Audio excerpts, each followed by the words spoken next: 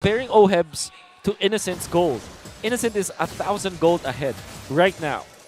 Yeah, he has all the items he needs right now. He locked in Berserker Fury like a while ago in Husk Claws. So now you're just going to have to just go straight up on the penetration and your arrows are going to hit. Yeah, you have lifesteal, you have crit and crit damage as well. So it's just basically just time for Black International to make this, again, the composition work. So this is a problem. Now, how do they have a chance to penetrate this kind of beeline that TNC has been doing? And they haven't got any objective yet. Well, it's Edward. Look at Edward right now in Sensui. They're waiting for an opportunity to make their play. But of course, that's not going to be given to TNC very, very easily, though. Maybe waiting some more time here for Innocent to get that orange buff. And this, here we go, the Filipino special right here. The Lord Dance galore. Yeah, it just keeps on happening, and this is the struggle of TNC throughout their matches from week 1 to 3. So this is a problem if they could actually address on how to even maintain control. But so far, they're holding it slowly, and they're just being sure on the next steps, because Renegi at any point, he could use the Guiding Wind and also that ultimate right on to Innocent. So this is a dangerous path that they can actually make. And mind you, this is just the first Lord! It is, and everyone is getting ready to go in. It looks like the target is Innocent Sensui here. Oh, there goes the jungler of Blacklist. And what's going to be next? That's going to be a Lord given over to TNC. Wow. Talk about that. That is front to back coming out from TNC. And what you always do is invite people into your bubble. So what they did was to stretch the Lord long enough that Blacklist International will make a mistake. And the mistake was Sensui getting in front of the members of TNC. And with the lockdown that we saw, it was more than enough for them to pin down Sensui and take him out because he was alone. The Guiding Wind wasn't there to save him. And Renegade really needs to kind of protect his teammates even more. Maybe even lock down and make sure that Sensui is safe. Okay. Speaking of being safe, and Sensui, just by looking at the item being shown out on our screens, the only thing that either Renegade can do is that, yes, he has the initiation, but the problem of that part when you commit to that decision is there's so much deflect, and there's so much armor right now being built. Ben thinks, I saw he has the dominance eyes as well, so it's a lot of ways to even hold those magic bursts even coming in from Haji. So either one of them could go down when somebody initiates a fight, but with this kind of situation being placed in Black International stable is you also need to answer with armors coming in from 2 players. But for most of the time that they keep on answering those kinds of team fights, it slows down the progress in getting to that situation that they can actually fight back. Yeah. I'm looking at the bottom lane where this is the critical mass for TNC. Mid-game, this is where you saw in the index, right? This is their strength.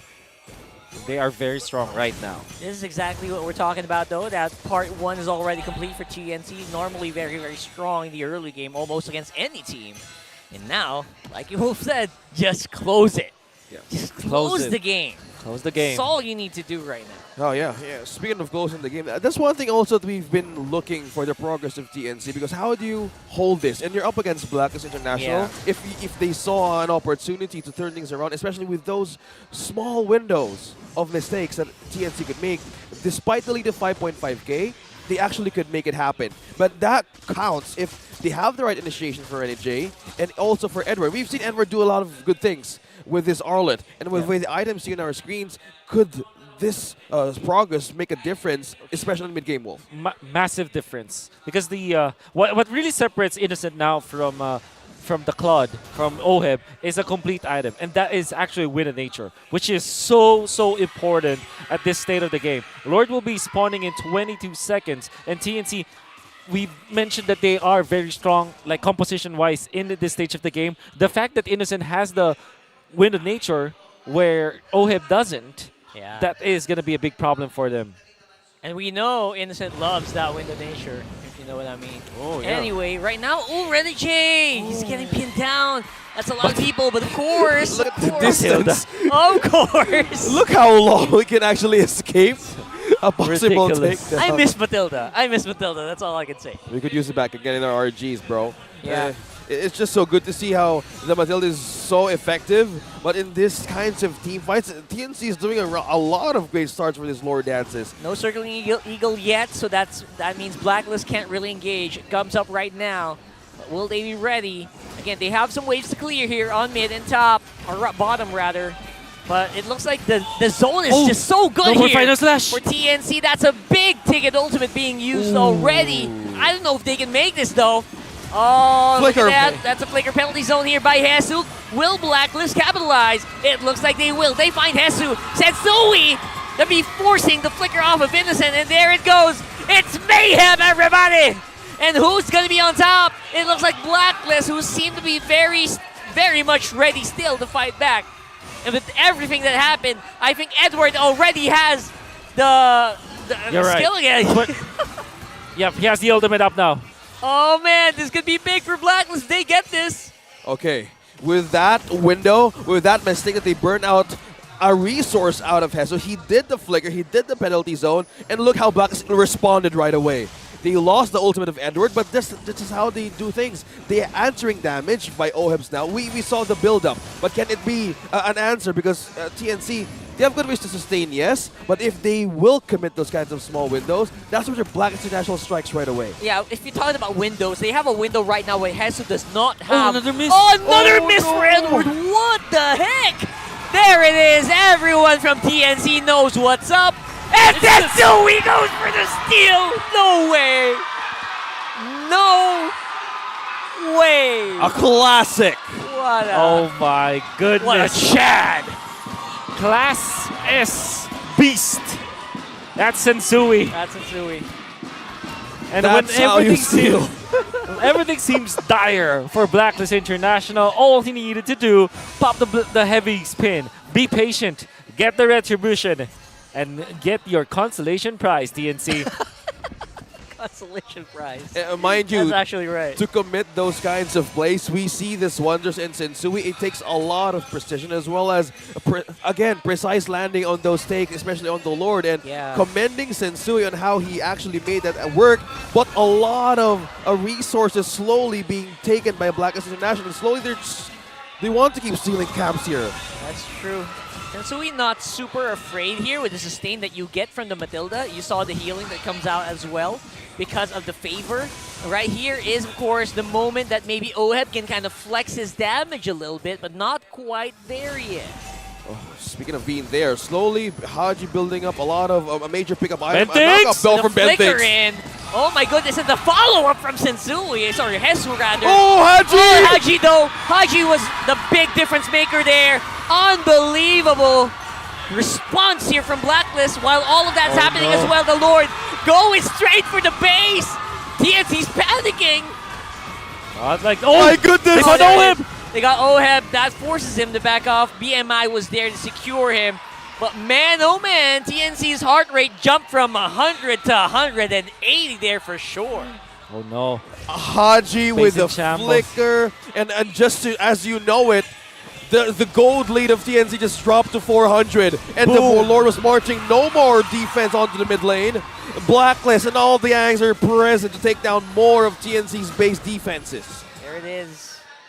Feels like they're gonna have to be very, very apprehensive. Everything they worked for the past 16 minutes, 17 minutes down the drain now. Exactly. And right now, OHEB is leading over Innocent. With one? One clash was Oh all my it God. take. Was all it took. What a swing. What a swing indeed. And look at this, Sensui stats 0 and 1. OHEB 0 and 0. We're gonna see it once again. Let's take a quick look at what happened there. I mean, it looks so bad for Blacklist, right? Yep. Heavy spin is available, and there it is. Stolen. Sensui thinks. Oh, and there's the fight after that one where it was obvious that Blacklist should have lost, but Haji with the flicker forward on the Mystic Gush as well. He was able to pin, to skewer two people with his ultimate, with the Gush. Able to land whoever was in front of him and who was behind. So that was a big of a bonus for Blacklist.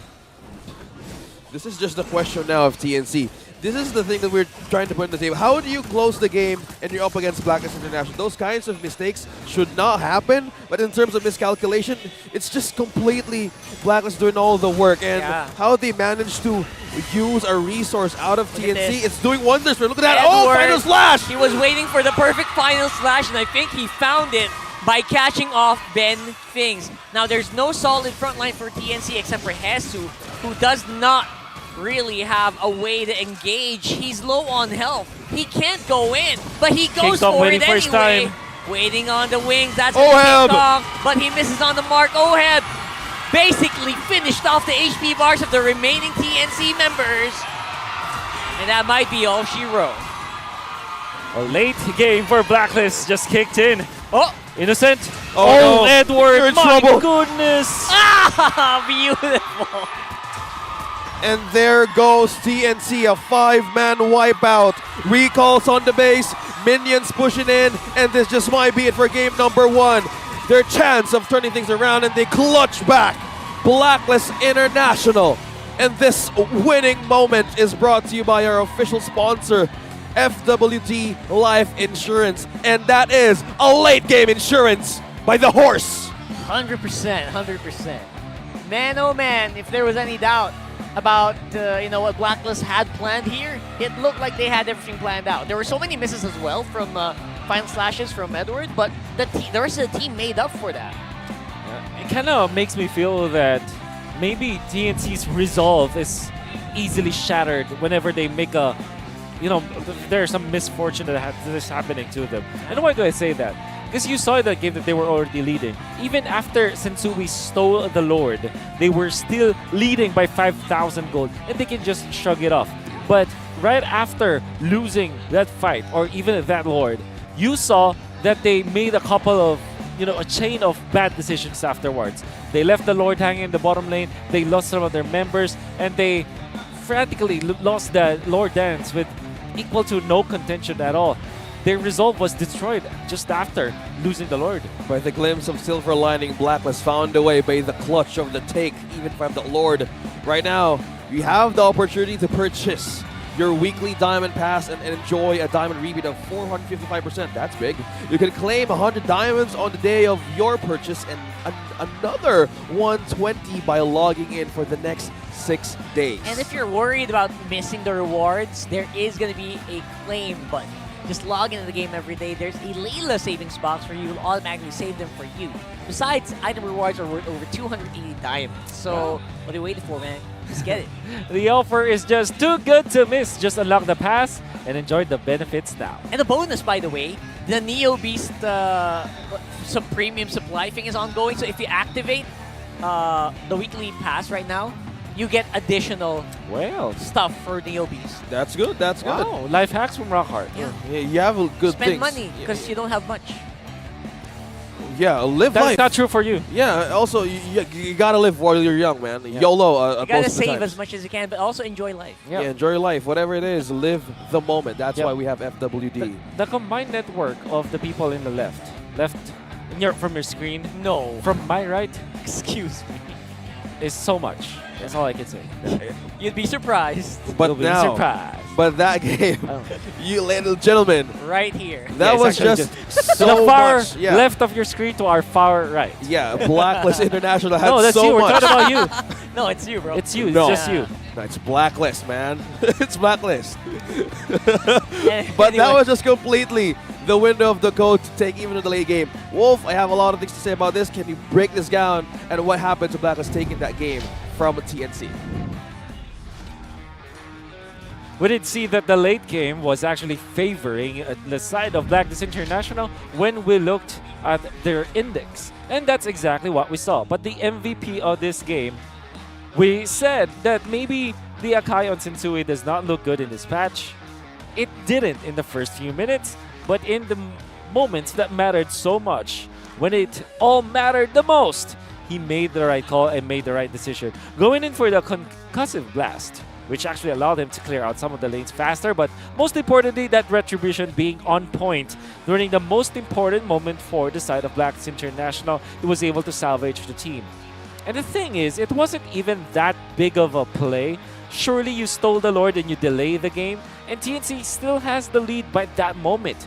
But if you think about it in an economic matter, in a game sense kind of a way, you know that the late game should be yours with the Claude, with the Gourd being in there. And delaying the game actually kind of gives you and provides you your win condition. At TNC though, knowing that they are the gods of the early game when it comes to their composition, they do have a lot of lead. They were able to actually take out the important members of Blacklist International, win the first 3 turtles of the game, and just overtake when it comes to the economy. The team fight coming out from TNC is just way too good. They're pretty strong right now. That's what we're trying to say. But come the 14-minute mark, things are going to be changing forever. Let's look at the 10-minute mark, however. You can see that the dance was there. Sensui was taken out easily and get 10 another dance. TNC have it already in the bag. Sensui was already, out of business, essentially. But they still lost the Lord. And that was the problem. Now, they will try to make a play in here, but the chain of the stunts wasn't that good. And even if you stunned that correctly, Goyo as well as King Kong, Goyo as well as Innocent, wasn't there. So they lost that. Their resolve was definitely down. And now, look at their dance. Goyo was not even here. That's the Valentina, main source of damage, that should be the one to kind of make it so that Oheb will not be able to make this play. Had it been that the Valentina was there together with Innocent, Oheb's Wind of Nature will be nullified totally because you have the damage of the Valentina. Unfortunately for TNC, their dance didn't look good. The way that they defended didn't look good as well. Their resolve was totally shattered after losing that Lord of Fight. And then it became the late game battle for the side of Blacklist International. You can see that Sensui managed to take over the map in the latter portions of the game. Even after him losing so much in the early stages, starting 0-1, losing the first Lord in a very one-sided manner, they still managed to recover with Sensui. And this actually gave them so much. And now, we can see some of the other important stats. I think it's also very important to look at Haji. Going for the Weapon Master and the Mage Emblem for sure. So do remember that the Weapon Master plus the Mage Custom Emblem kind of path kind of helps each other out. Because Weapon Master doesn't only calculate from items, it also calculates from spells, from passives, and as well as emblems. That's why the bonus magic power, which is what, 22 at the start for the Magic Custom Emblem, is gonna be, it's gonna be strengthened even. And that's why the Gourd is such a very strong hero in the latter portions of the game. If you combine it with the Divine Glaive, the Genius Wand, and the Glowing Wand, so much damage can come from Haji, and that's what you saw definitely in that game. TNC, unfortunately, even after having Innocent in a very good game, in fact, very good early game, it was leading over Oheb. In the second Lord match, we saw that Innocent should have the advantage, and I think that we even called it during the cast. Innocent has the Wind of Nature, Oheb does not, so it's a clear win for TNC. But for some reason, they delayed the fight so much that it was Blacklist International that was able to recover. Heavy Spin was eventually available after a long time. Maybe TNC wasn't able to kind of count when the Heavy Spin, or took for account what the cooldown will be for that Heavy Spin. And unfortunately for TNC, they were, the game was stolen away from them. Oheb eventually became the most damage, the ace of this game, dealing the most damage. And Renegade with 9 total assists. Of course, Benthink's just tanking through. And all of the stats, if you're going to see just like a hero damage, damage taken, and monster gold stolen, that's going to be on the side of TNC because they were leading in the early stages anyways. But unfortunately for them, they weren't able to keep it up. King Kong and Goyo combining for 100% kill participation wasn't enough for TNC, who only got 3 kills in this game. It still is the same problem for TNC. My friends, ladies and gentlemen, it's still the late game. It's still how they close out. Good beginnings, but not good endings for TNC. Wow, that was the perfect way to paint the picture what happened to game number 1, Wolf. Thank you so much for that analysis, and that was just completely Blacklist starting their comeback with just Sensui calculating with the classic Heavy Spin, and you seal that Retribution, and then all just open up portals for a comeback. And it's completely, that was the question, how will TNC close this game? And that was just completely the struggle that we're looking for them to even have a great progress with. They're getting good. with the lore dances. And with this, there's a lot of things that actually could happen for game number 2. But just Blacklist with the comeback, that is just how their strength relies on those kinds of opportunities, rely on those kinds of windows. So show your support for your favorite MPL teams by purchasing their limited edition team notification effects for only 58 diamonds. And with all of that, you can flex right away in your games. Especially with the season ending soon, this is your way to flex your team supporting right in MPL Season 12 heading into M5. That's true. I would love to have that, so maybe stockpile it while you can buy it now, and then just activate it so that you have it for M5. Right? Yeah. That's a good, I already told myself that. I already told myself that at the start of the year. Not easy. Not easy. Yeah. Especially when we play, especially when something like a Neo Beast skin comes up, It comes out, yeah. Like, You just how do can't. you even like control yourself, right? I think we have that thing that we get some of the diamonds that we You get diamonds from the start of the season. What a rich guy. No, wow. man, all of you get diamonds. No, No, we don't. we have diamonds. We have a way to save. No, we don't. But now let's throw it over to our insider for our inside access. We were heading into game number 2.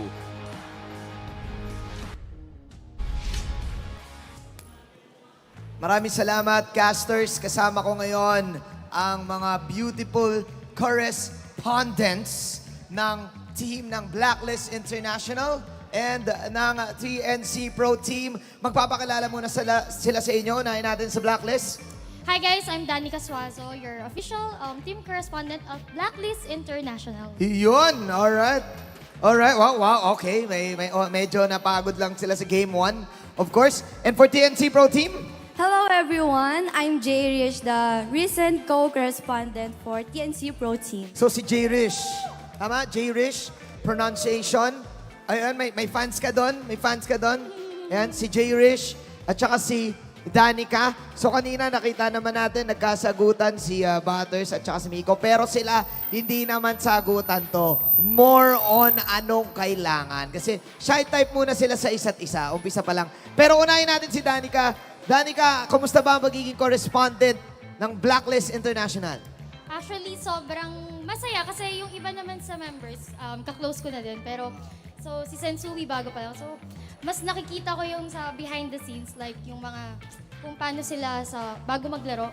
Okay, so Nakikita ko sino yung nagbibigay ng mga inputs, like mga ganun. so sino pinaka nakikita mong nagbibigay ng input sa team? Nagulat ako, hindi ko ito in-expect. Si Renny J. Si Renny J. Pag meron silang pre-game discussion, nagugulat ako, ay si Renny J pala. And anong example na sinasabi ni Renny J? Pwede ko ba sabihin? Hindi, parang... Isa lang. Yung kunyari. Kunyari magtatanong si Coach MTV. Okay, so guys, sa tingin nyo, ano yung mali dito? Ganun. Tapos si Renji talaga yung, ay, Coach, ito ganyan. Okay. Ang galing niya. Okay. Nagulat ako. So, Magaling coach, si Renji. ito ganyan. Okay, quote on quote, coach, ito ganyan. Yeah, Renny J. Ito ganyan. Ito ganyan. Ikaw naman, Jersey, tama? J Rich po. J Rish pala. Malapit na. J Rish. Ano naman ang napansin mo sa TNC Pro Team? Ayan, so, ang insights ko lang sa game natin kanina, kasi parang kulang sila sa teamwork. Kulang sa teamwork. Okay. Bakit? Bakit Kasi mo nung nasabi yun? first game, di ba, lamang na. Oo. Kaso, nabaliktad tayo. So, feeling ko yun yung kulang. Teamwork. Kulang ba sa kaldag? Pwede na. Pwede. Kulang. Ay, nako, parang pumaamba ka ng kaldag ah. Hindi. Sample ba? Sample. Ay, sample. Ay, nagkahamunan. Sample ba? Nagkahamunan. Hindi ako Wala, hindi dito makakailan. prepared. Dito prepared, pero parang nagkahamunan Grabe, eh. hindi ako Nagkahamunan, one kumakanta move.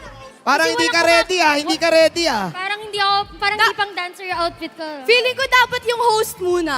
Oh, sige. Oy! Dapat ikaw muna. Hindi ako marunong Ay! Okay. Yun. Mahirap. Parang mahirap tapatan yung kay Manjin. Madali lang yun. Ganun lang yun, no? Umi- Yan. Oh, Hindi ako yan. makakalta. Yan. Ganun lang.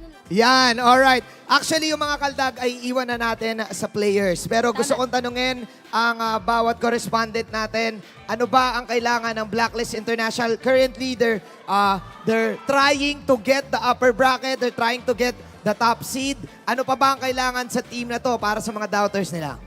siguro for me, i-polish lang nila yung chemistry nila. Kasi syempre, alam naman nating bago season Sui sa kanila. And si Renjay last season. So, I think, kaya naman nila. Basta ma-practice lang nila yung chemistry nila as a team. Okay, pero itong challenge na tanong para sa'yo, since kalaban nyo ang TNC, sino ang dapat puruhan sa TNC? Ay, puruhan. Si Innocent. Ang Bakit? sakit niya kanina. Bakit? Yung irrital niya kanina, sobrang sakit. Masakit. So, Masakit si Innocent. pupuruhan daw si Innocent. Si Innocent. Ano ang kailangan ng TNC para manalo at sino ang pupuruhan nila sa blacklist? For me, siguro, kailangan nila teamwork, pag-usapan. And then, magkasundo sila inside and outside the game. Sino ang pupuruhan? Feeling ko si Sensui. Okay, si Sensui. Masakit yung akay niya kanina. Tumatagos sa amin. Alright. Next time, magkakaldag wars tayo. Next time. Nag-ready Papractice muna. Practice ka muna. Alright. Papaturo ako kay Yue. Pasa nyo na sa ating mga casters. Alam nyo naman yung ginagawa ni Mara. In 3, 2, 1, go. Casters. Casters, pasok. Thank you so much, Manjin Faldas, our inside access insider. He dances together, very well. Yeah, he does very well. He does very well. He does a lot of TikToks together with Chantal and me.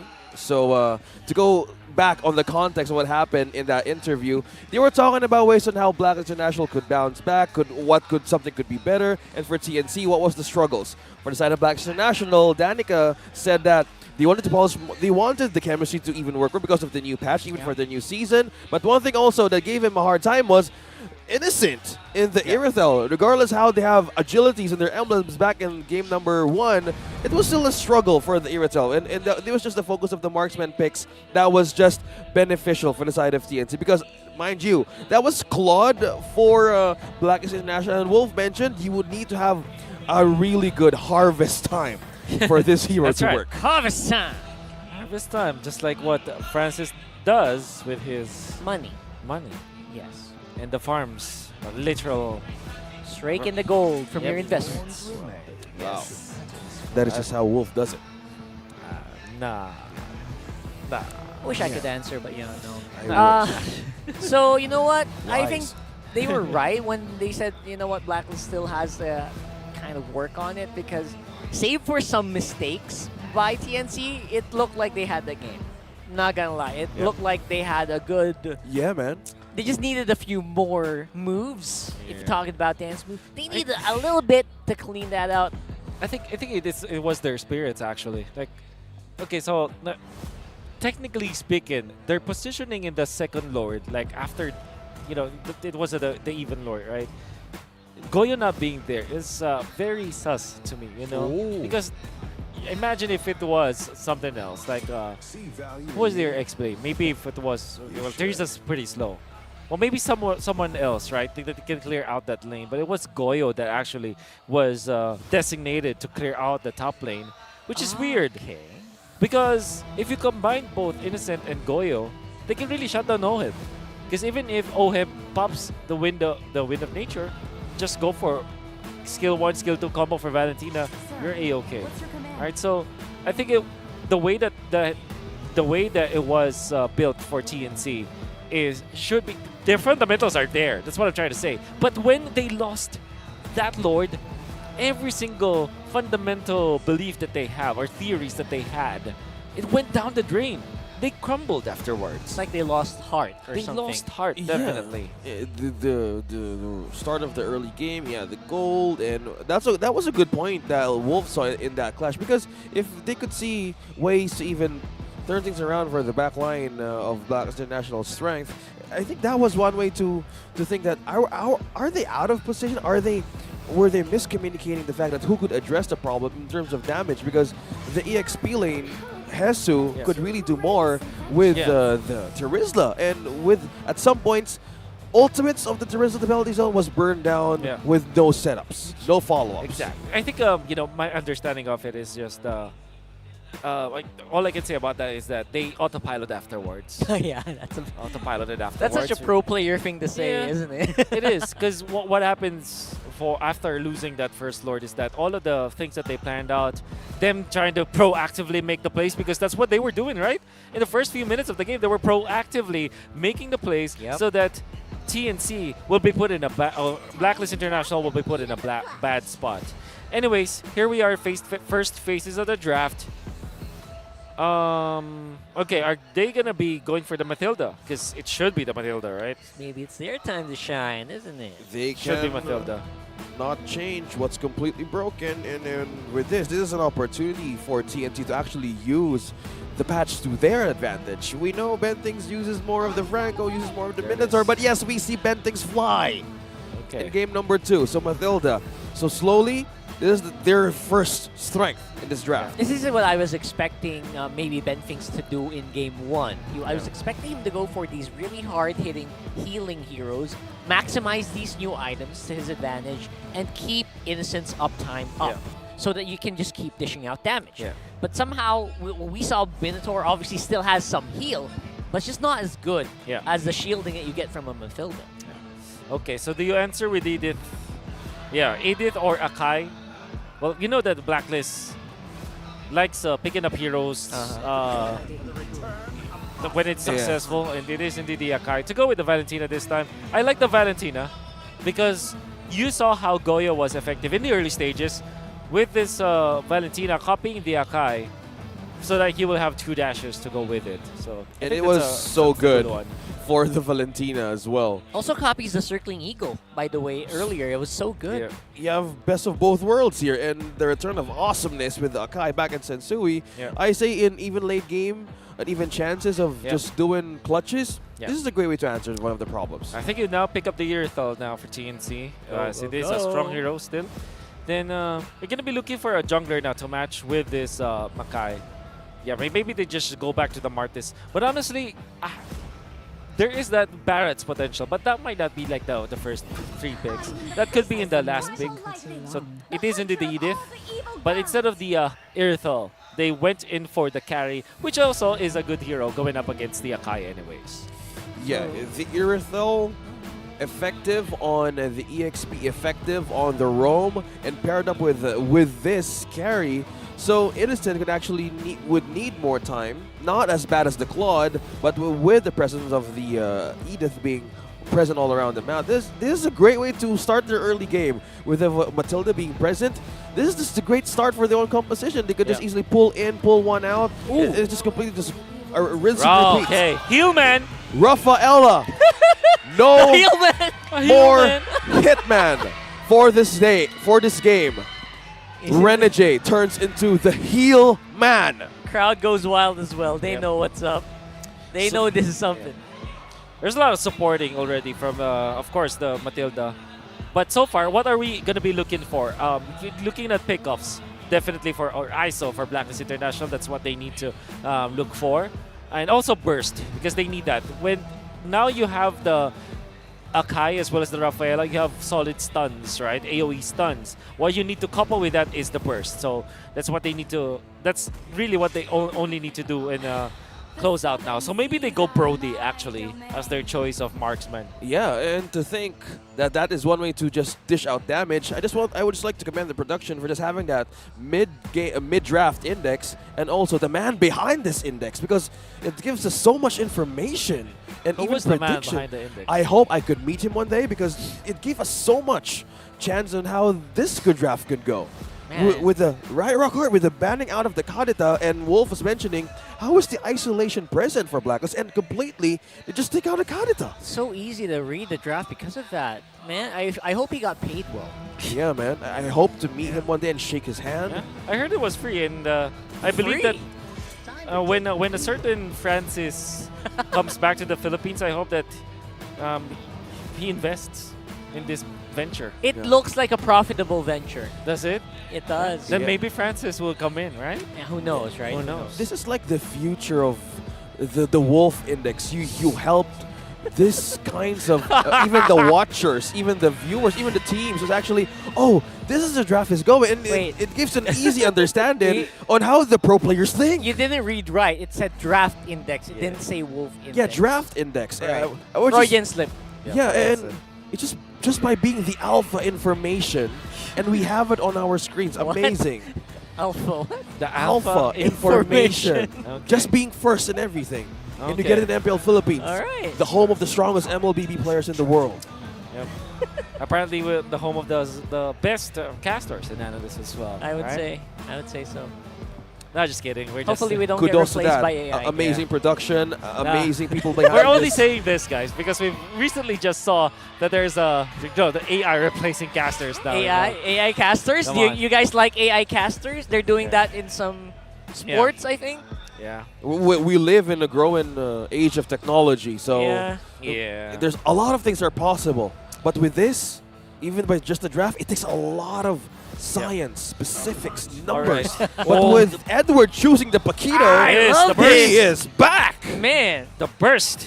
All right. All right. Okay, so how do you answer this now? You need a mage, I think, for TNC, so that you're gonna be able to burst out Valentine. I think the gourd still is. Oh, it's supposed to Oh, it's pan banned out. out. Yeah. Okay, how do you answer this? Lilia, perhaps? Lilia. Tricky. Or maybe Kadira. No, Oh, it's also banned banned out. Oh my goodness. Nice draft, isn't it? It's a nice ban from Blacklist. Yeah. So Man. they're covering more of the tracks that it could actually be mirrored against Diggy. them. Go Diggy. Yeah, it was TNC. banned game 1. They can actually take Come on, it. take it. Take it. Come on, carry Diggy. Very strong. Diggy, come on, show up on our screens for the first time. No! Oh, Boruto. Oh my good Boruto. No way. And This there it pun is so good. Boruto. Boruto? This pun is so good. He's missing. Okay, his- oh, anyways, beautiful. kidding aside, I think the Brody should be the pick here for the side of Blacklist. Lock it in. It's the burst that they need, together with the Rafaela. Clint works. Claude, maybe? Claude, Is the best, yeah. next best option. I am still going for the Brody boys. There's a lot of escape. There's a lot of pull back in the Manila's guiding wind. And with this kind of problem present in the table, you might get those picks and even perfect torn apart memories with this kind of composition. How about Ixia? Do you think it's good? You've I been am- playing it so much. I've been praying for Iksha for the past week. It makes sense. There! Oh! And Wolf calls it. I love this. I love this. Let's go. Guys, I don't know if you know this already, if you've already played Iksha in the new patch. Crazy range right now on the full barrage, and everyone just suffers as long as they're inside that cone. For Wow. I would just And- like to commend the brain of Kaisam Anupueto, the only man behind that final pick. sure. Yeah. What? Well, You did predict it, man, and it's just Ixia. We haven't seen this hero Since because in few games. okay, the only way to stop the Ixia is if you have a way to kind of cancel it, which in this case, well, you do have the Matilda, right? But of course, you can. There's a lot of protection. That's what I'm trying to say. You have so much freedom. And you know this, Rockhart. You've been playing a lot of Ixia. Yeah. When an Ixia is 85% win rate. exactly. Sorry. And Thank you. if you have protection, Ixia is such an easy hero to play, right? Yes. Yep. Because you have the Akai, you have Rafaela, you have so much protection on the side of Blacklist International. The peel is enough to make sure that Ixia will have a good time. Not to mention, TNC is going to have to keep watching their backs because Paquito's going to be there and, Haji's on the Valentina, so it's going to be crazy. Yeah, let's now see crazy. It's game number 2. It's match point for Blacklist International versus DNC. Let's see how they rise from this. We're looking at a way to get those points in, but looking at the pokes and the pressure, we see Edwin and Renny J up on top and Bentings and Hesu. So gaining control early on, I think Blacklist, with the rotation that TNC has right now, they're doing double time on how to block those visions. Yeah, that's very, very important right now. And what TNC knows is important Edward. as well is Edward. Edward. They need to deal with this guy early on. Before he activates on level 4, before he has his full combo, give this guy a hard time. And TNC is doing exactly what they need to do. There's so much QCs or quantum charges in TNC right Oh, now. yeah. And completely answering to the mobility and the follow-up with Ben Things Mathilda, I think they just don't want to miss any second to just go up with a great start against Blacklist International. That's true. I also want to bring that up. Man, Quantum Charge still untouched in the patch. That's amazing. Yeah. Everyone still loves it. Yep. QC. QC. It's QC. Yeah, Anyway, it's a good way. if you recall the index that we saw, why was it that the support utility is far better for the side of TNC compared to the side of Blacklist, even when it's like they have the Matilda or the Rafaela, I mean. It's mainly because of the Faramis. And the benefit of the Faramis is you don't have the heal, but you have a lot of ways to support your teammates. The Nether Realm is such a good spell to have, right? Oh, yeah. That's right. That's the reason why the support utility is overwhelmingly good for side of TNC. But that doesn't mean that they have an easier time in this game. The presence of the Ixia will melt through the Nether Realm if used properly. Yes, it will melt through them all the time. I've seen it happen so many times.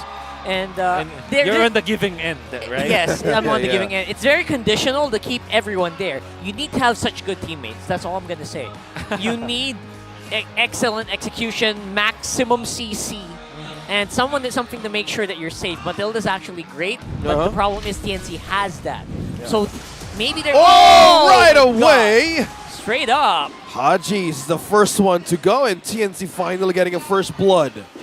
Wow. Yep. They didn't even make us wait. It just popped out on the screen, somebody just fall down. That's true. So much action can be expected from this lineup, and TNC knows they have to maximize that as well. Yep, and this is mainly because of King Kong. And the fact that this is the Martis that is getting important kills. That is actually part of the win condition of the Martis. So you definitely need that. Well, speaking of winning condition, Haji used the flicker. That's a resource early on. This was taken out by TNC. With this early rotation start that they have with Matilda, they just have a way to just keep on pressuring Haji and even Renijay because they know it's an all-in composition. This is a no-go. It's just a full healing strategy with no going home That's composition. So they just keep on going with the team fights, especially with this kinds of delays. But looks like Edward has gone for the back line, but he got caught though. He's getting focused so hard, but the healing is just so good from Renijay. Not to mention, Haji also has the Nether Realm copied out. So that's some ultimates burned out from a lot of members here from both teams. But positioning-wise, it looks like TNC is going to have the say on this first turtle. Yep. Good usage of the Nether Realm. You can see the strength already. They got 2 kills. And again, early game for TNC. Will they close out this time? They're looking good as usual. TNC known for their signature early game at this point. So easy for them to just control early game no matter what heroes they pick. And that's where they have confidence, right? In the pre-5-minute mark, pre-10-minute mark. Okay, speaking of great control and start, I think Blacklist is looking for a way to even delay the goal lane progress. As you can see, we're looking at a 3-man rotation. Benting spots them. And this is just the strength of Sensui being on level 6. They just can really rotate around and use a heavy spin. This is just a completely a thing to put in mind that the threat of the heavy spin Ooh, nice zone from him. could actually be a great way to zone out, even to force out resources from TNC. And that was the thing that they needed to address. How do you hold the lead and just keep on answering to Blacklist International's way of rotating against you? Ooh, look at that. Haji saw him. There it goes, and there's Sensui. Bit of a miscommunication there, but it works anyway. And there's the first kill for Blacklist. Normally, you'd want to hold the target straight to a wall, but Sensui pushed behind Oheb for some reason. Oh, Renijay, though, forced to burn the flicker. Everyone's just ganging up on him. That's 3-1. Haji can't really do much since his cooldowns are still down. His ultimate's still on cooldown, right? Oh, what did I say there? Oh, look at that. Oh, Edward, though, trying to make something happen. 1-2 punch. Hesu on half HP to go back on that skirmish to just completely sustain. And as well as King Kong and Goyo. So to look back on how Black International maintained that way of holding those kinds of team fights, I think this is just early game that we see in their items. Because as we completely tell on what the direction of Hesu is doing right now, just gaining. Look at that, just flying into the turret on Blacklist. And of course, there's still 4 members of TNC. They can dive on this any time of the week, though. So that's going to be 2 for none here in favor of TNC. Wow, still. Wolf, the Phoenix is having a great start. Of course, TNC taking advantage of the strength of the Matilda. And for anyone who, up until this point, still thinks that Matilda is not a strong hero, there it is. Watch. No. Just Watch watch. this. It's the season of Matilda right now. 100%. Especially with everything that happened on Project Next, man. It's just expected right now. And Blacklist are look at suffering Sui. because of it. Sui. Sui being zoned out so much. What happened there? He just disengaged, right? No Yep. one pushed him off. Okay. It looked like someone Yeah. pushed him for some reason. That's the string of the circling eagle. Yeah, the circling Have eagle. you guys ever tried it though?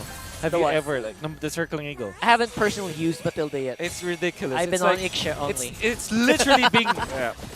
Well, good on ya. It's literally a flying grok, Flying a Grok. flying oil charge. See? See? There you go. Imagine that, man. An unstoppable wild charge. And you don't need a perfect hook landing because if we know Benting's here, it's mostly on the Francos, landing all the right hooks. But with this, just be in the right position and activate everything just like this. They spotted out too. He's walking in on the bush, and it looks like there's no problem here again for Blacklist to keep doing this, at least for the meantime. Although right now Look it's going at to be that, still a very King Kong. aggressive TNC. We Renegade. have him flying all around. What the heck just happened there? Bro, the that distance! that was insane. It was insane. Not expressway, not even a skyway. That's not an airline. That's more of a. It's like a theme park It really is. roller coaster, you know? Oh man, that was exactly what you expect here from players like Renegade, but at the same time, it's Blacklist just suffering right now. Full Barrage is to clear out this minion wave. Can't really stand there for too long because Innocent will have you pinned down. That's going to be it for the meantime. TNC 2.2k goal lead, Wolf. Yep. And King Kong with 2, 0, and 3. Very active with the Martis. Again, I think that this is not the first time we see actually King Kong. Remember when he played in Season 11, and everybody, I personally was surprised about his performance because he is very active in the map. And him playing the Martis and playing this way just gives so much for TNC, right? So this is the King Kong kind of play, you know, Yeah. King Kong style of play. That's true, and it's giving Blacklist a hell of a time. Yeah, speaking of giving a hell of a time, if you look on the focus on the bottom lane, we see a showdown: Edward versus Hesed, the Punches versus the Kaiju of MLBB. It's just completely Blacklist getting control of the EXP lane. You just need to want to have a great coverage here on the Turtle, but so far it's just TNC looking for a way to turn things around for Blacklist. Sensui tanky enough to sustain this damage from Hesu and Benfings while King Kong's working on Bad Turtle. No way! Not again! He keeps doing it! Sensui instincts. Retri baby one more time. All on his own, and thank you for that. Sensui. See, Francis, you make good jokes. It's gold! Delivery, it's always delivery, man. Yeah. That's But a great that- fact. I learned it from a wise person. That's 8 out of 10. 8 out of 10. Could have been 10 out of 10 if the delivery was good. Oh, But it was good. Emphasize, emphasize certain parts. Anyway, okay. Point taken, noted. But this is the start of how Blacklist did in game number 1. yeah, it wasn't the Lord, but it will be enough to get Blacklist some momentum. That shielding can kind of give him some confidence maybe to go for these fights. Unbelievable, actually. Like Wolf is still in disbelief. this is why we love esports. This is why we love Mobile Legends. Because there's always that factor where a comeback can be good. You can play correctly, but if there's a retry steal, game's totally different. Oh, they caught Sensui from that Shadow Stampede. Oh, What a nice, stun from Benting. Renegade. nice stun from Renegade, man. Wow, we and Blacklist, they want to go for something here. But of course, with Sensui low, they don't want to risk it. Sensui's basically their only front line. Yeah. So they don't want to go for it if that guy is low. Well done, coming out from Renegade, actually. Wow. And in just few seconds, the lead is now shortening out 300. Blacklist doing their own homework. Oh, And boy. aggression Oh, Ben things. boy. And Man. he just completely backed out. All right. I thought he was going to go for it. That was risky. Now, So what is the complete struggle here? Early game at TNC, we're looking at their great start. It's still the same thing. how would you even hold? We're looking at a tug of war that they needed to address, but Edward, you're going to be the target. By Everyone's 2 from shouting. TNC! They were shouting. They knew something was going to happen, but yeah, of course, Agent Zero just going to shake that off. Yeah. Honestly, that was a pretty ambitious ambitious goal Yeah. for the side of Hesu and Bentings. Nice collapse, though. Yeah, nice collapse, but I mean, between like Faramis and Matilda, sure, that will not be enough. That's true. Will it be enough for Sensui, though, who seemed to be suffering from the damage coming in from the TNC members? King Kong wasn't even part of that yet. But look at the bottom lane as well. Agent Zero. Oh my god. Sneaky, sneaky. Legend Zero doing the work down bottom with the clears. TNC's not minding any wave pushes from Blacklist International. There's 3 turrets still left at the bottom side of the map for Blacklist, and this is the complete problems being shown on the table. Number 1, how do you deal with wave clear that Edward did? And you have a Lord here to contest with Blacklist International. All right. Whew, so many problems right here for TNC. So Ohem just needs to get in a good position, wait for TNC to group up, and then throw the full barrage. Waiting for it. That should have been it. But no, they know that they still have the Nether Realm. Watch out, so Haji. They don't want to risk it. Haji's so far on the left. What's the gameplay now of the Oh. code? Oh, King Hesu Kong. spots one. Oh, Edward. He's going to be taken out. Oh, no. Oh, look nice at- try there, Finish it! Renegade! Oh, he's down! Oh, boy. NetherRealm already used it by TNC. What's it going to be, though? 4v5. There goes the full Hesu! barrage. You can't really cancel that out. Nice try from Hesu. But you can't cancel out the full barrage, man. You just can't. And now they're suffering for it. Flicker's being used up. Ultimates as well. Everyone's going on a heyday. Here comes Bentings. There goes that Grok like Matilda. Just disengaging for Blacklist, or TNC rather. Oh, Renegade, the first one to go.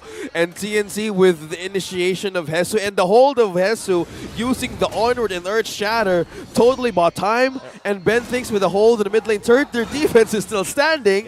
Whew, but Blacklist International, there's a miss position. They're out of Renegade. Yep. And you can see Sensui maybe about 10 seconds away, or what, maybe 15 seconds away from the heavy spin. They might go for another re-engage now. Renegade does have the ultimate again. I think that they will try to fight this time. All ults are up, and everyone's healthy.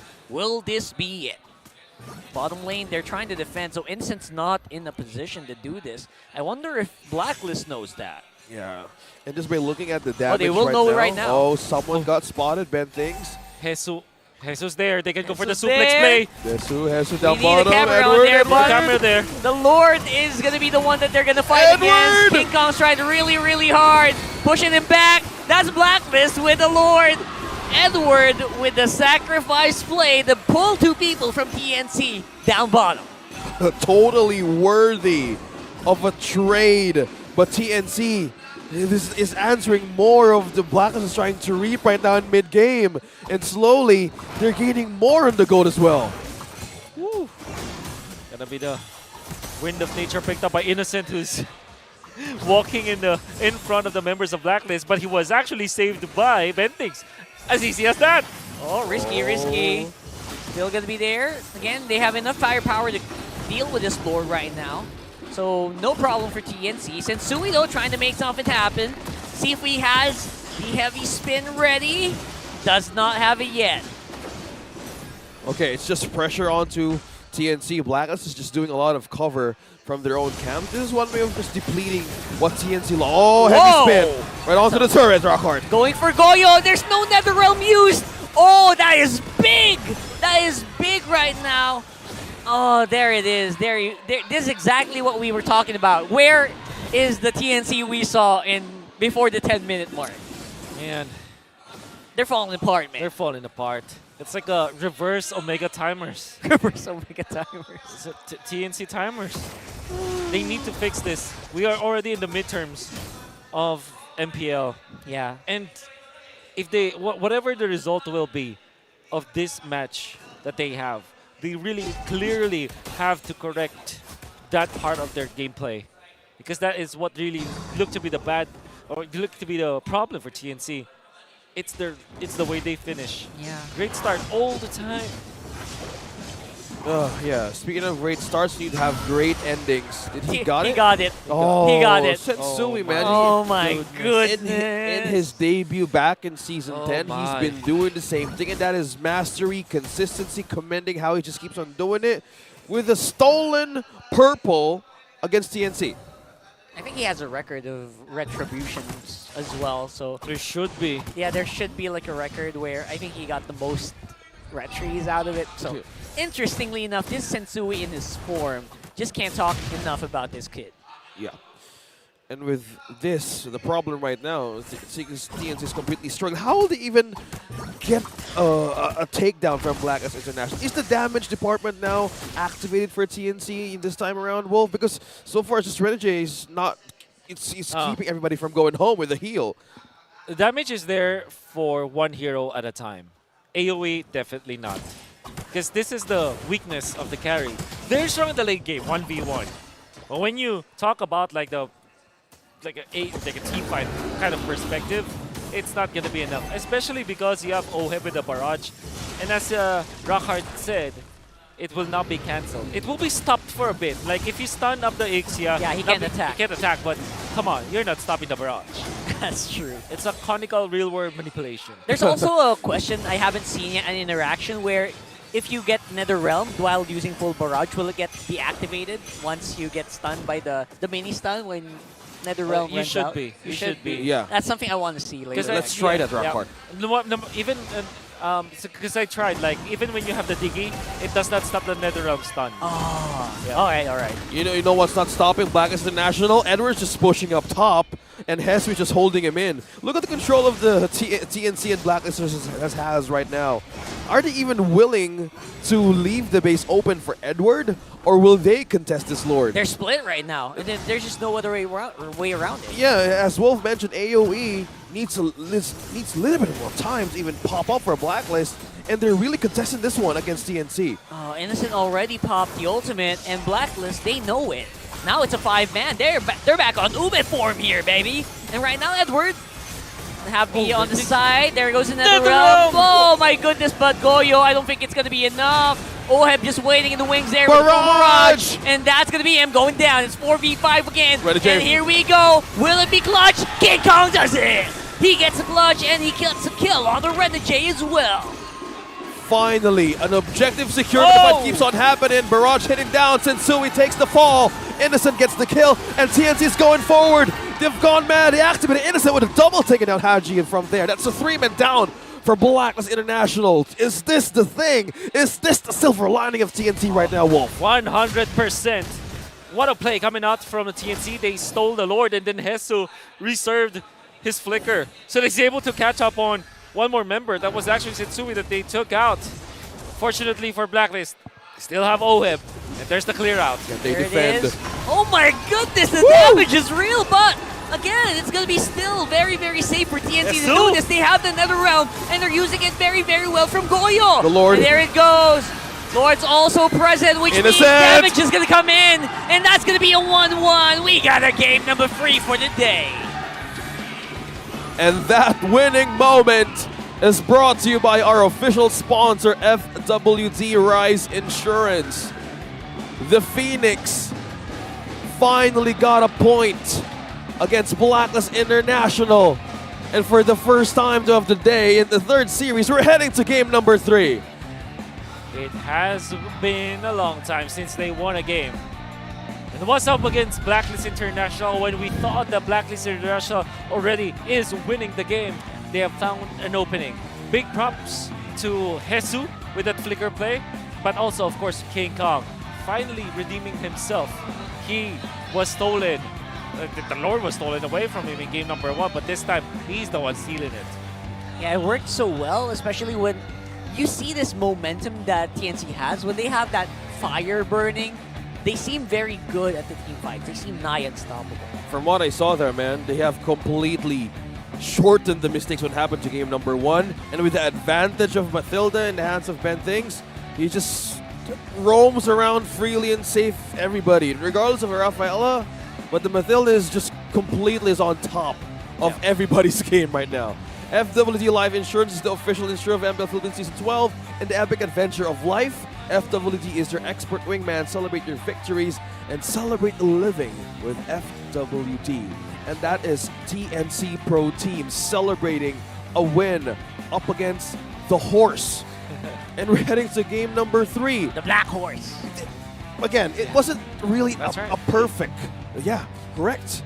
It was not a perfect game for TNC. They had a great start. Slowly, Blacklist did the same thing, and completely they're lessening out their mistakes. But Wolf, you have the way to break this down a bit. We're heading to game number 3, and TNC just won this time.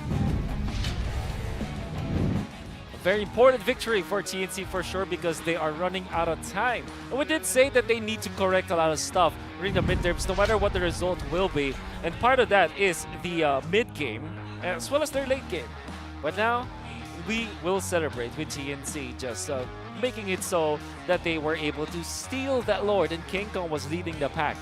It wasn't the only good thing that King Kong did in this game. Surely that was the game-winning play, the game-winning retribution to take out that Lord and give the advantage to TNC, but also his early game. 3-0-2 at the first 5 minutes of the game. 100% kill participation during that period of the game, which is definitely what you need from the Marcus. You have to be very active in the map. You have to make sure that you're snowballing, and that's exactly what King Kong did. Let's look at it once again. Another strike is the Matilda, actually, and Hesu already being activated in the first few minutes of the game. You see, Bentings, together with his teammate, was able to knock down their opponents and get the turtle for the team. You see it over and over as King Kong is now activated. With the help of the Matilda, you have a lot of ways to access the backline to immediately get a lot of reach with this, and it's gonna happen once again. And look at the angle he plays. Because of that, you can actually use the Mortar Coil and the Decimate so that you'll have a better shot, you have a better angle. Sensui, however, my goodness, this guy is so good. King Kong actually missed the Retribution and he picked up the slack. We're gonna see another Lord Dance, which now actually favors Blacklist International. This is the time where Blacklist International are already feeling it, or already lead it. Utilizing the barrage, even when you're stunned up, you still can continue with the barrage, but you cannot output the damage. Still, you understand what it means. It's like 3-wall manipulation, but physical. Now, Blacklist International will dive into the middle and eventually will take out an important hero, which is Goyo, that wasn't able to activate another realm. The most important Lord. We're gonna see it once again. You can see the positioning coming out from King Kong. It was actually a miss coming out from Sensui, far too early with the Retribution, and he will be the one to claim it. And we were talking about Hesu. Very good flicker on that play. Was able to get a bonus kill for the side of TNC after the Lord take. And it's going to happen once again. Watch out for the suplex coming out from Hesu. And King Kong as well with a double knock-up. And that means that TNC will manage to get their first point in this series. Heading into some of the important stats. You're going to see that the TNC focused on movement speed. 4 members with QC, Quantum Charge. And then if you're looking at Goyo, he has the Wilderness and the boots anyway, so doesn't have any problem at all. It was all about speed for TNC because they need to catch up. And then when we're looking at the important items, it's the Blade Armor that Hesu as well as King Kong picked up that made it so that the barrage isn't that effective, or at least you're kind of scared if you're OHIM. He did not die in this game, don't get me wrong. He was actually pretty good with the control of his hero. But that means that Blacklist International will always be reliant on protecting the Ixia. Well, it did work in specific clashes for Blacklist International, but it wasn't enough to give them the W this time because TNC managed to find a good momentum and eventually found the opening to finish this game up. It's going to be TNC going up against Blacklist, and I believe that this is going to be ending the drought when it comes to at least games won by TNC, because it might have been, what, 4 or 3 series straight in a row where they got 2-0'd, which means that they badly need any kind of victory. And this time it was up against a team like Blacklist International. What maybe, you know, the only benefit of this is we're going to see more of Blacklist International. We already seen Matilda for Renegade. We have seen the Rafaela. Is Angela going to be next? Maybe it will be the case, and I'm excited to see that for Blacklist International. Additionally, while I do like this Paquito, it wasn't enough to kind of get into the backlines, which is interesting. Maybe because Blacklist International decided to go for the split push instead of like a full-blown team fight. And Edward wasn't in good position almost all the time. Like he needs to like go for the long lane push, and TNC was able to kind of exploit that. Innocent had a great time in this game, being the highest gold per minute, dealt so much damage as well for his team. And this is how TNC managed to win up against Blacklist International in that very, very close game. Gentlemen, it's OSX and Rockhart. That was a treat for TNC for sure. For sure. And to go back on the stats there in the Say post-game the least. numbers, it was just completely TNC stealing a lot of objectives against Blacklist International. Yeah, Sensui did the same thing again, but with the consistency and the Mathilda being present in TNC, they had free reign over everything.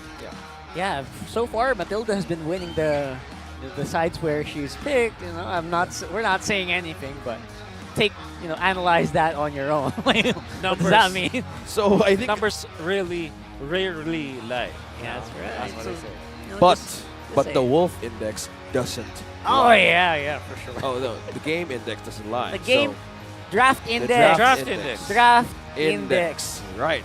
Yeah. Well, why am I just saying? You're saying wolf index all of a sudden. The index, the Yeah. power of it's the brain, it's the cerebral analyzing If you eventually software of the game. If you eventually invest in that, Francis, and you take over the company that's handling it, will it be called the OS Index? It's hard. It doesn't stand to its intellectual identity, but I think I'll just keep out my IGN out of that. I think the draft index, whatever the first thing that comes to the index is actually would complement that game. I was thinking, I was just saying Wolf completely being the alpha of an animal in the kingdom. So maybe it's a thing. So with that, it just completely gave TNC a chance to even breathe. Finally, they get a win. TNC this time, and it's up against Blacklist International. Right. So I think there's a tendency that Matilda would actually be banned here. We've seen Matilda from Series 1 and 2 by just being open, but for this, depending on who's getting blue and red, I think they would actually respect this one. I still think that draft was still really good from Blacklist, except for the decision to split. I completely agree. yeah, If yes. Edward was behind the fights all those times, it would have been different. It Yeah. felt like the pressure would have been Yeah. pressure cooking. Yeah, exactly. Because what you'll notice from the playstyle of TNC, this was Matilda with the Martis and then the Faramis. So the three of them, including Hesu, in fact, the four of them go to the back lines. Yeah. And you know what happens? Yeah. You know what happens in that kind of playstyle? The marksman is left open. So you have free access to the back lines. But unfortunately, that wasn't the decision on the side of Blacklist. Yeah, I mean, they still got turrets because of their play, so For sure. that still results to something, but it doesn't feel like they should have kept doing it. After the first one worked, where Edward blew up the bottom, they still kept doing it every time. So That's right. Yeah. Yeah. So you guys considering the Lapu Lapu to show in game number 2, right? So maybe that thing could actually be addressed because there was a lot of pressure in the Yeah. XP lane. I think I like the like I said, I like the Paquito. But the Paquito, fine, yeah. yeah, It's fine. It's not a bad thing, honestly. no, yeah, but also commenting on how Edward did back then, he gave a lot of push. He gave a lot of problems to solve while they trying to finish the game. So with this kind of system that the TNC is doing right now, I think this is a growth that they were seeing from the Phoenix Army because they're looking for ways to get their points in. Again, they're standing at place 8 on our regular season, and they might find things to refine. For Blacklist, will they target the roamers this time, or will they just target or steal the Akai? Is it the jungler or is it the roamer that they want to target? Because in the interview, they said they need to respect Innocent, they need to respect Sensui. Is this now a factor for game number 3? Many. Yeah. Quick answer is yes. And especially because the Matilda is left open with no trades. I think we've reached the point where it is top ban now.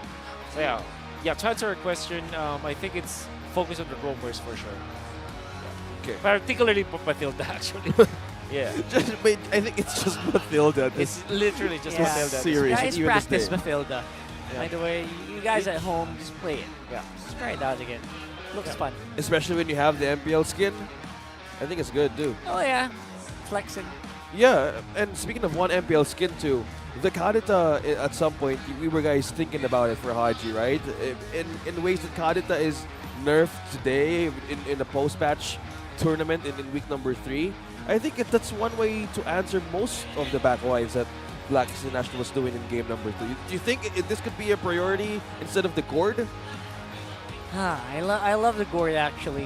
Nice loves the gourd for a reason. Sorry, Nicer. It actually has still a pretty high win rate, I believe. Still more than 60 or 70%. So I still think it's still good for most scenarios, but not all scenarios, obviously. You know, I think, well, at least for the case of Haji, right? There should be no worries at all because Haji can play anything. Yeah, he is. Oh, the, yeah. He is the KDA He's machine. the KDA machine. For a so, reason. I don't think that there should be any worries about the about the mid lane. In fact, you can even like consider, you can really consider them to be your last pick because it kind of makes it so that you complete your you complete your lineup with a Haji hero because he's very flexible. Just as a surprise factor. You know, you got so much heroes between all of these players. Blacklist, even Renegade has shown that, you know, he was the guy who was getting criticized before the season starts. Every rumor was saying, oh, you know what, we should focus on Renegade. Don't have to worry too much about him as well if you're thinking about the draft because his hero pool is super small. He showed up today, by the way, with another new hero pick. It feels like there's a new Renegade hero every week or something. Yeah, we now live in an MPL multiverse from the Hitman to Healman. The Heel Man! Yeah, it just happened a few minutes ago. So with now heading into game number 3, we're looking at Yasuo now is from Ninja Killer is now part of the coaching staff of TNC. Is this the time to even just be consistent? I mean, With you know, all of their strengths and comfort picks? Or not experiment at all? Because we've seen that times at season 11.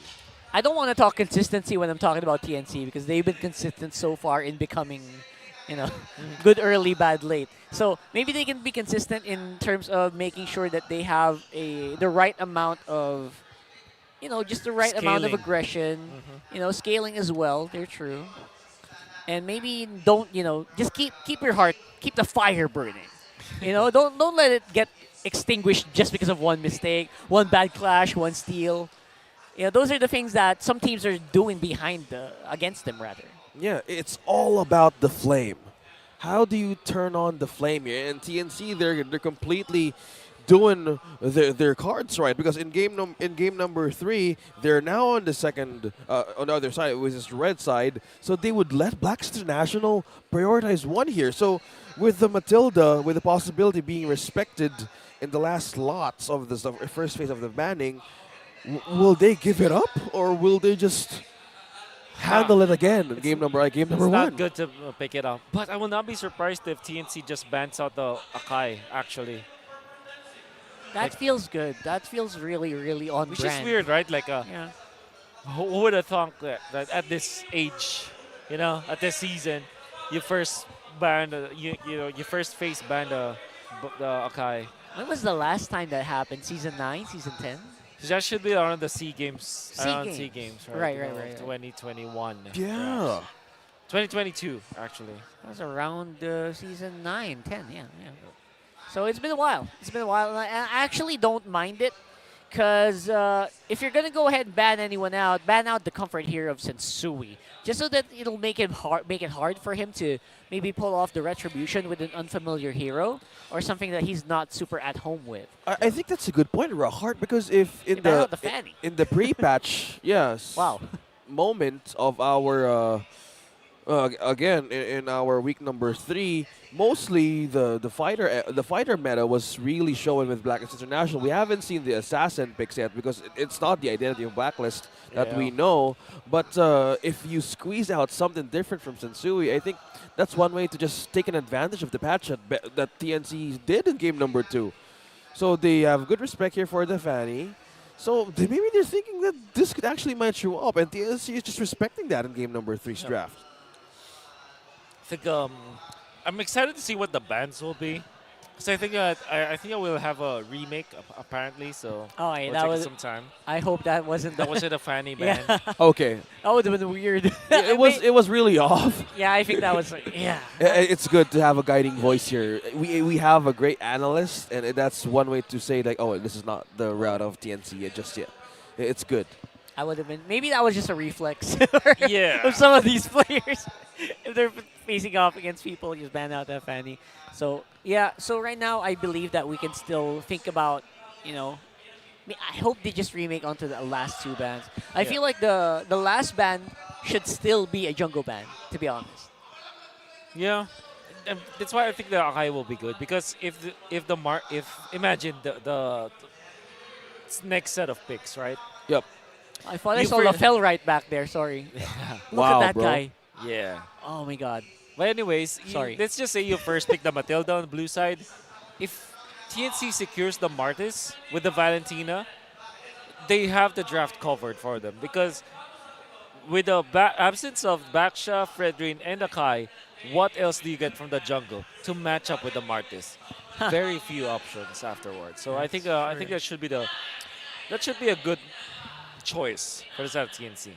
The scary thing about that is what if the Martis gets stolen? At the same time, I guess TNC won't be scared because, again, it opens up the moment where King Kong has been waiting for. Coach!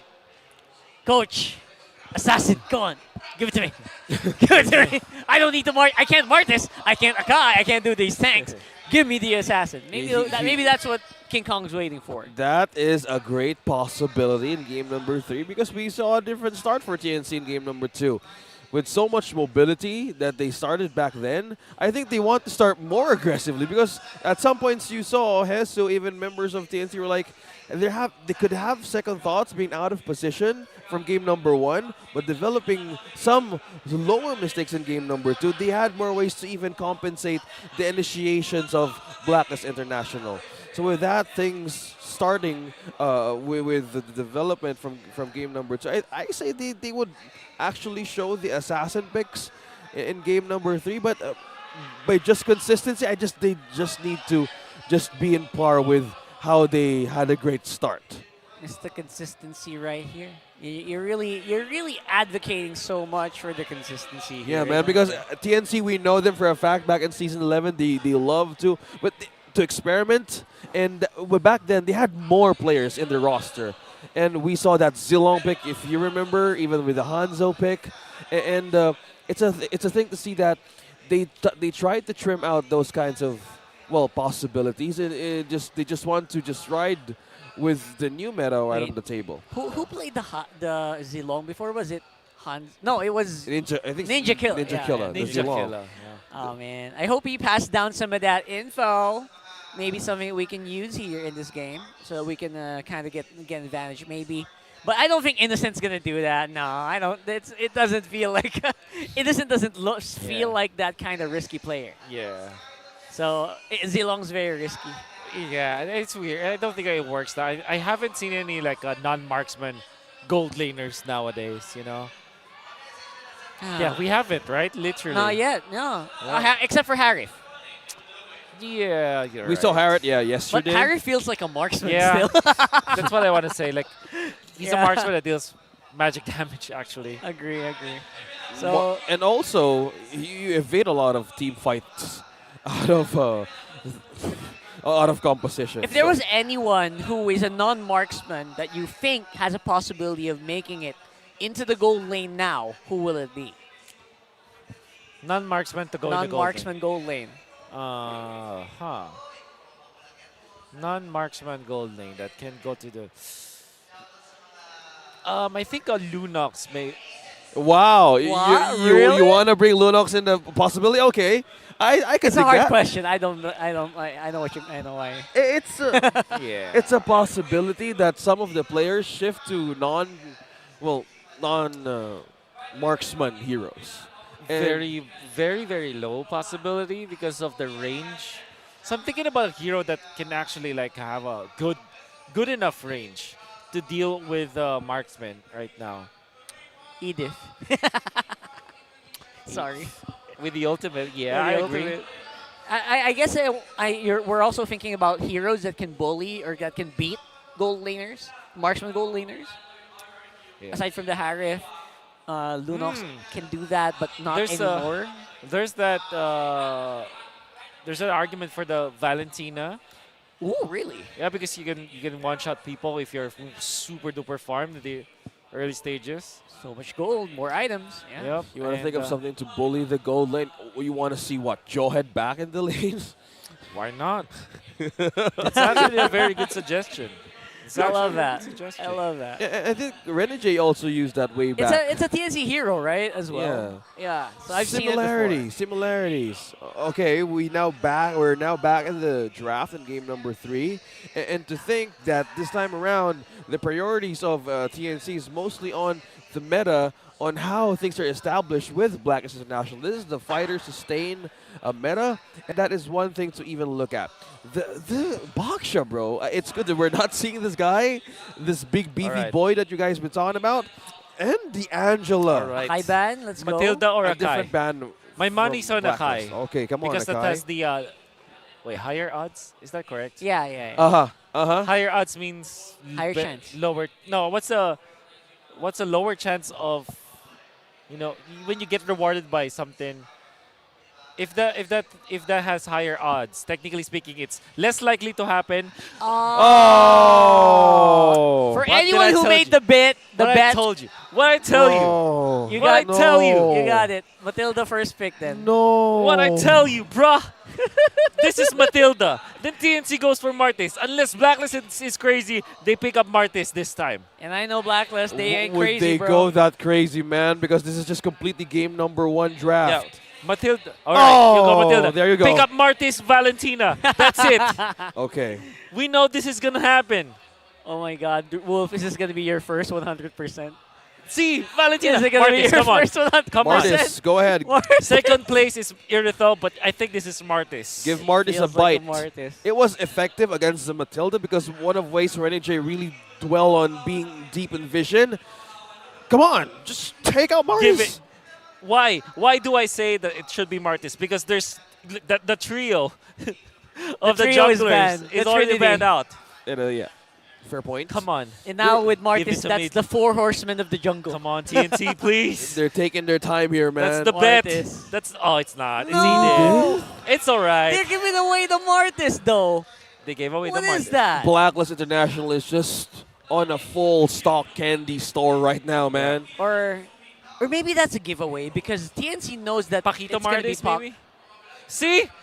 Yeah. Okay, TNC made the wrong decision. Oh, I'm telling you. man. Oh no. I'm telling you. Fanny, really? What? That was bad. Really? No. It was the In it the was first the remake. one. It was the remake. Oh, it was So a. King Kong was planning to ban it, to pick it, but he banned it instead. Okay, that's why we remade it. Oh. Okay. Man. Rockhart, you were talking about the assassin? Well, you're slowly getting it. And All right. the blessing of this draft index in mid-draft. Yeah. We're looking at TNC rounding off some corners from team fight to burst, early to mid. But on the sustain, though, Yep. it's a bit of lacking. Yeah. Well, this is mainly because of the. I guess when we're looking at Blacklist International's composition, they have a lot of sustain because of the Matilda, so that's support utility. But when it comes to late game, they don't have it yet. Yeah. Whereas if you're looking at TNC, you have Edith. Technically speaking, Edith is pretty strong in the. Well, not technically speaking, it's just actually pretty strong in the late game. Like just when it comes to bursting down the members, but. I like this Brody ban because it's one of those heroes that are good against the Fanny. I think the next ban should be the carry, actually, for TNC. That Really? rhymes. That rhymes. Irithel And being it's good. answered at the very least. Innocent finally getting some of the highlights on the draft. And I guess that's a good challenge as well for Innocent. Like, people are going to be asking, what other marksman heroes are you capable of, right? Since there are no marksman yet for both of Blacklist and TNC, they're either trimming down the hero pool of Oheb and Innocent. We see them use the Brody, we see them use the Irithel. If If the is the carry still an option? Wow, it's just Sorry, that's distracting. Oh, Kufra. cool for as well. So they're Yeah, really good buy. pushing this Mathilda though either to actually go in post 4 even on mid. So with the Kufra ban out, also an answer for the Fanny. Yeah. Will they push this Mathilda to be in Haji's hands and get a Franco for NJ? That could be a good decision, but at the same time, I'm thinking actually of a Kadira for Blacklist International instead. That's an interesting answer. Yeah, because the Petrify is one of those quick answers to the Fanny because it almost has no cast time. I think it's almost instant, right? Instant, yeah. So it's very difficult to dodge even if you're a Fanny. So that means that you can layer your stunts afterwards because now the cables are being stopped. But that's also very reliant on the mechanics, right, of the player. So I It's guess Haji. it's Haji. Yeah, I so- know what you're gonna say. It's Haji. Yeah. Yeah, I hope they make it happen. That's a very good pickup. So I'm thinking Kadira actually for Blacklist International, but also the what the gentleman over there said, OSX. I think honestly the Franco is not a bad idea at all for Blacklist International for NJ. But what will be their marksman of choice? I still think the carry is good, honestly. But they might just go for something like a Beatrix because, well, this is Blacklist. This is the Filipino sniper. They just will revolve back to that kind of hero. It's a good point. But this is just the decision for Blacklist International on the last two picks with the Kaja being present. The Beatrix makes total sense. And you get a Farms. Bruno. Okay. They're more prepared and they're pushing this to Yep. be a Beatrix for TNC. Beatrix is okay with the Kaja, but the Fire Mist will be the problem. So you need a constant source of damage. So that might mean the Claude, right, for TNC. Claude, yeah. I don't think the Iksha's gonna make it But- happen in this Yeah, one. not this one. Yeah. But Beatrix is still pretty good There because you of the go. combo. So it's like when the decision was between Beatrix and Claude. Claude is good against the composition of Blacklist. Beatrix is good with the composition of TNC. So they have Wow. a better mix when it comes to damage and DPS, but not enough when it comes to support utility. They can't have that much vision as well. They don't Yeah. have that much. But Kaja's good for that at the very least. So they got that going for them. It's still rounded for TNC. Yeah. I think they answered a lot of corners here I against agree. Blacklist International. So this is just completely boils down to execution, as said, Rockart. Mechanics as well are going to be tested. Yeah, it's going to be a big test here for Blacklist for sure. It feels like TNC rounded up a lineup they're very happy with. Now, not the tankiest, but definitely one of the spiciest lineups we've seen today. And yeah, only the gameplay is going to say who comes out on top here, because I feel like both teams had all the heroes that they know, that we know they played. We know they played them, all of these heroes well. Yeah, looking at the glimpse here on the final lineup. It's game number 3. Blacklist International and TNC Pro Team on a match point. Who gets to have this W? Who will prevail? In the main question, who will finally rise? That's a big one. I think this time TNC doesn't have a only what was the term? Only early game win condition kind of team. They're more well-rounded, I would say. Right. And that's also true with Blacklist International. Good mixture of early and late game. What separates these two teams is that TNC is based on more on bursting down enemy heroes, while Blacklist International are more focused on sustain and long team fights. So I expect Blacklist to try to outmaneuver TNC, whereas TNC, what they need to do is like act as if this was a battering ram. Initiate with the Kaja, burst with Innocent, they're going to be A-okay afterwards. Yeah, it could be a good layer of skill. A display for team fights, as Wolf mentioned, a battering ram. A perfect example to put it. Knock up from Hesu, though. Meanwhile, the pressure, you said, outmaneuver. I think the focus right now of Renegade is to aid Bruno or Oheb against Innocent, because in early game, with the Bruno's hits, I think this is like just a good way to even sustain the lane, but they know a pressure from TNC might happen because outmaneuver could be the answer in most of the games that they might expect in the early game. Yeah, that's one way to stop TNC, right? Slow it down, make sure they can't hit hard, outmaneuver, as they say. And they have Blacklist has the tools to do that. With Ready J and Pyramus, you can't get safer than that. You have the Cult Altar, you have the Guiding Wind. I am just enjoying that animation right now. Oh, yeah, it is. From the Mathilda, Very how satisfying. they can Where is completely... King Whoa! Sensui! Okay, Seeker's objective. Oh, it's gonna be a trade. King Kong just went in for the orange buff. Okay, all right. So That's it's just a interesting. buff steal. I wonder why, though. Yeah, I love what the question you put out there. Where's King Kong right now on the turtle? They're giving this away? No chance of a steal? Yeah, and Sensui doesn't have the retribution, and because of the presence of the Fanny, not able to. I mean the Kaja actually. He's not able to fully complete that steal, and TNC are gonna be very happy, or not really very happy, but at least happier than expected. Who was able to take it was actually Innocent, who took that grab. Consolation prizes left, right, and center. Advantage also small on the growing coin economy here for Innocent as well. So completely securing the early game lane and laning stage.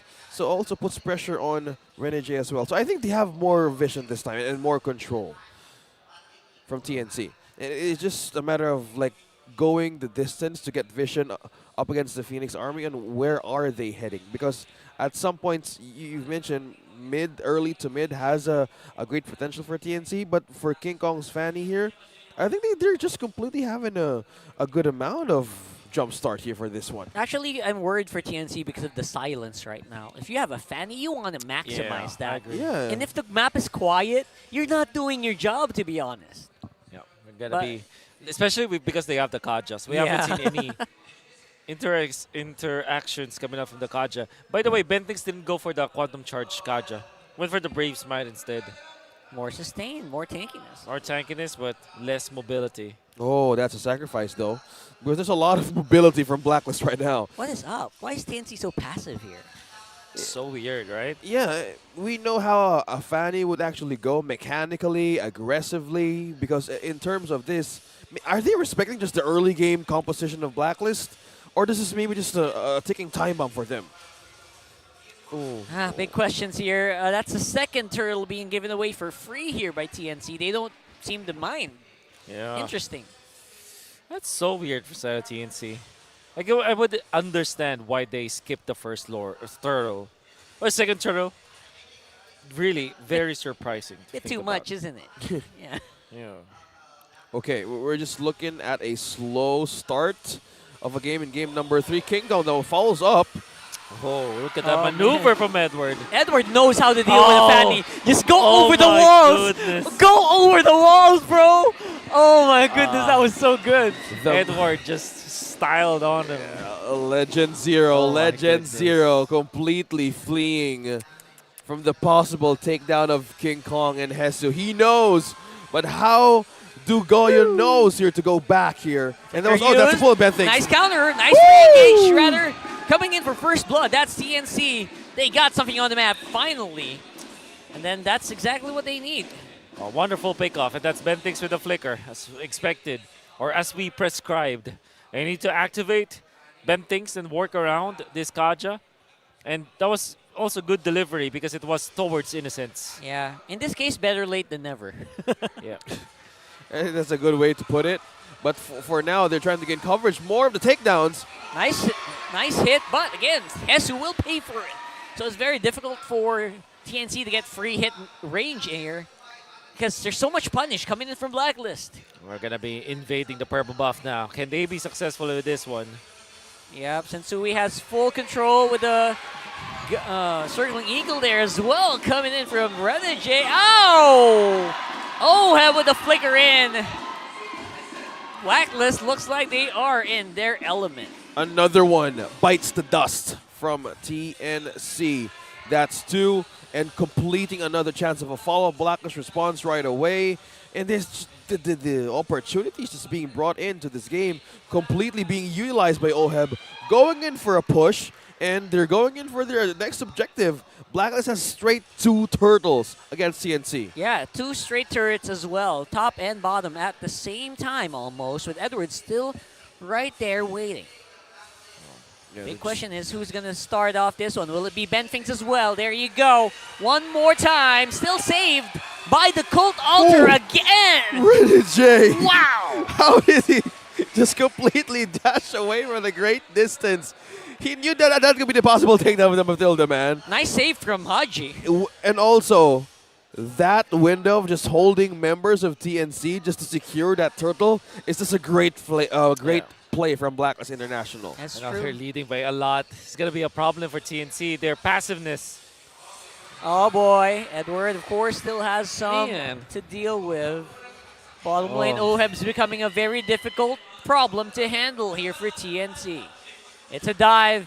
It's going to be a dive. Do TNC know this? Looks like it. Sensui might be in trouble. Has Guiding Wind. Nice survivability here from Blacklist. But TNC, what will you do? Where is the flicker? There it is. No flicker needed. They just get the kill right away. They keep on going as well. Haji does not have the Cult Altar, which means they will have to back off. Although the engage is still strong. Sensui still got some damage. And as well as OHEB. So they keep the fight going. That's a 1-for-1. Yeah, the Nether Realm actually went badly. King Oh. Kong, oh, you didn't know! A classic Blacklist trick. Waiting in the bush. Just leaving that small buff, the baby buff. And And it just baited everybody. yeah, baited King Kong. Nobody to go there. home. Nobody home. It's just the baby buff. That's funny. And that was just completely great delivery from TNC. Amping up Innocent. Okay. Oh, look at it burst from King Kong, though. Freely I love it. I love how getting with the peel. I love how King Kong's working here, but the problem is Blacklist knows just go against a wall. Fan can't do anything. They have two heroes that can do that well, the Matilda as well as, you know, the Faramis. Yeah. At the same time, there's also so much mobility all around the map. Well, speaking of movement around the map, King Kong as well, doing a lot of clear and coverage. Getting time for TNC to actually bounce back. Where Blacklist is on the lead with 4K. I think this is one way to gain advantage with the map coverage. Is they have the Fanny, they have ways to get information and vision, and completely they could just sandwich out Blacklist International. So at some points, Renegade needs to have a double time to get a vision out of TNC. So it needs more coverage as well. Oh, we could get more here. And finally, will he get it? He still gets that purple, but of course, Haji will pay for it. There it goes, the Cult Altar in the hands of TNC. Really working out well for them. Nice shielding coming in here from Renegade. Edward could be in trouble here. Edward! Forces the flicker, but still goes down. That's going to be TNC with 2 kills straight. Yeah. Very important set of kills for TNC. They took out Haji very quickly, and then they stole the Nether Realm, or they copied the Nether Realm. Goyo was able to activate it for their team. They stave off some of the deficit. It's now down to 2.9k from 3.5. Very important, but they need more. Trying to stall it Oh, out here. Hesu. Whoa, that's a Whoa. lot of... Whoa. Worldy, bro. Full re-engage, disengage there rather, That's, from TNC. They just pushed away TNC to just go back in their own defense. But you Snipe got- would miss, though. But there was just a huge amount of peel from Blacklist International. Another great pickup from OHEB as well. Worldy. Very TNT, strong. a little bit of unhinged here. Ben thinks no flicker, but does have the ultimate. That's right.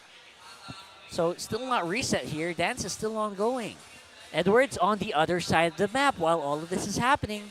What's going to be the answer here for TNC? TNC looking for it. Ben thinks he's waiting for the flicker. He has it ready. Wants to go for somebody here, but no one is home. TNC once more have to kind of wait it out. Wait Yeah. for Blacklist to make a bad move here. King Conceal Kong. play. Ben Fings wants to go for it again. Denied once more. King Kong recalled back. Oh my What? goodness. What was that for? Was that for Edward? They're looking for Edward right That now. was just for energy. Oh, Edward! You spotted. Boom! Boom, to the There knuckle. it is.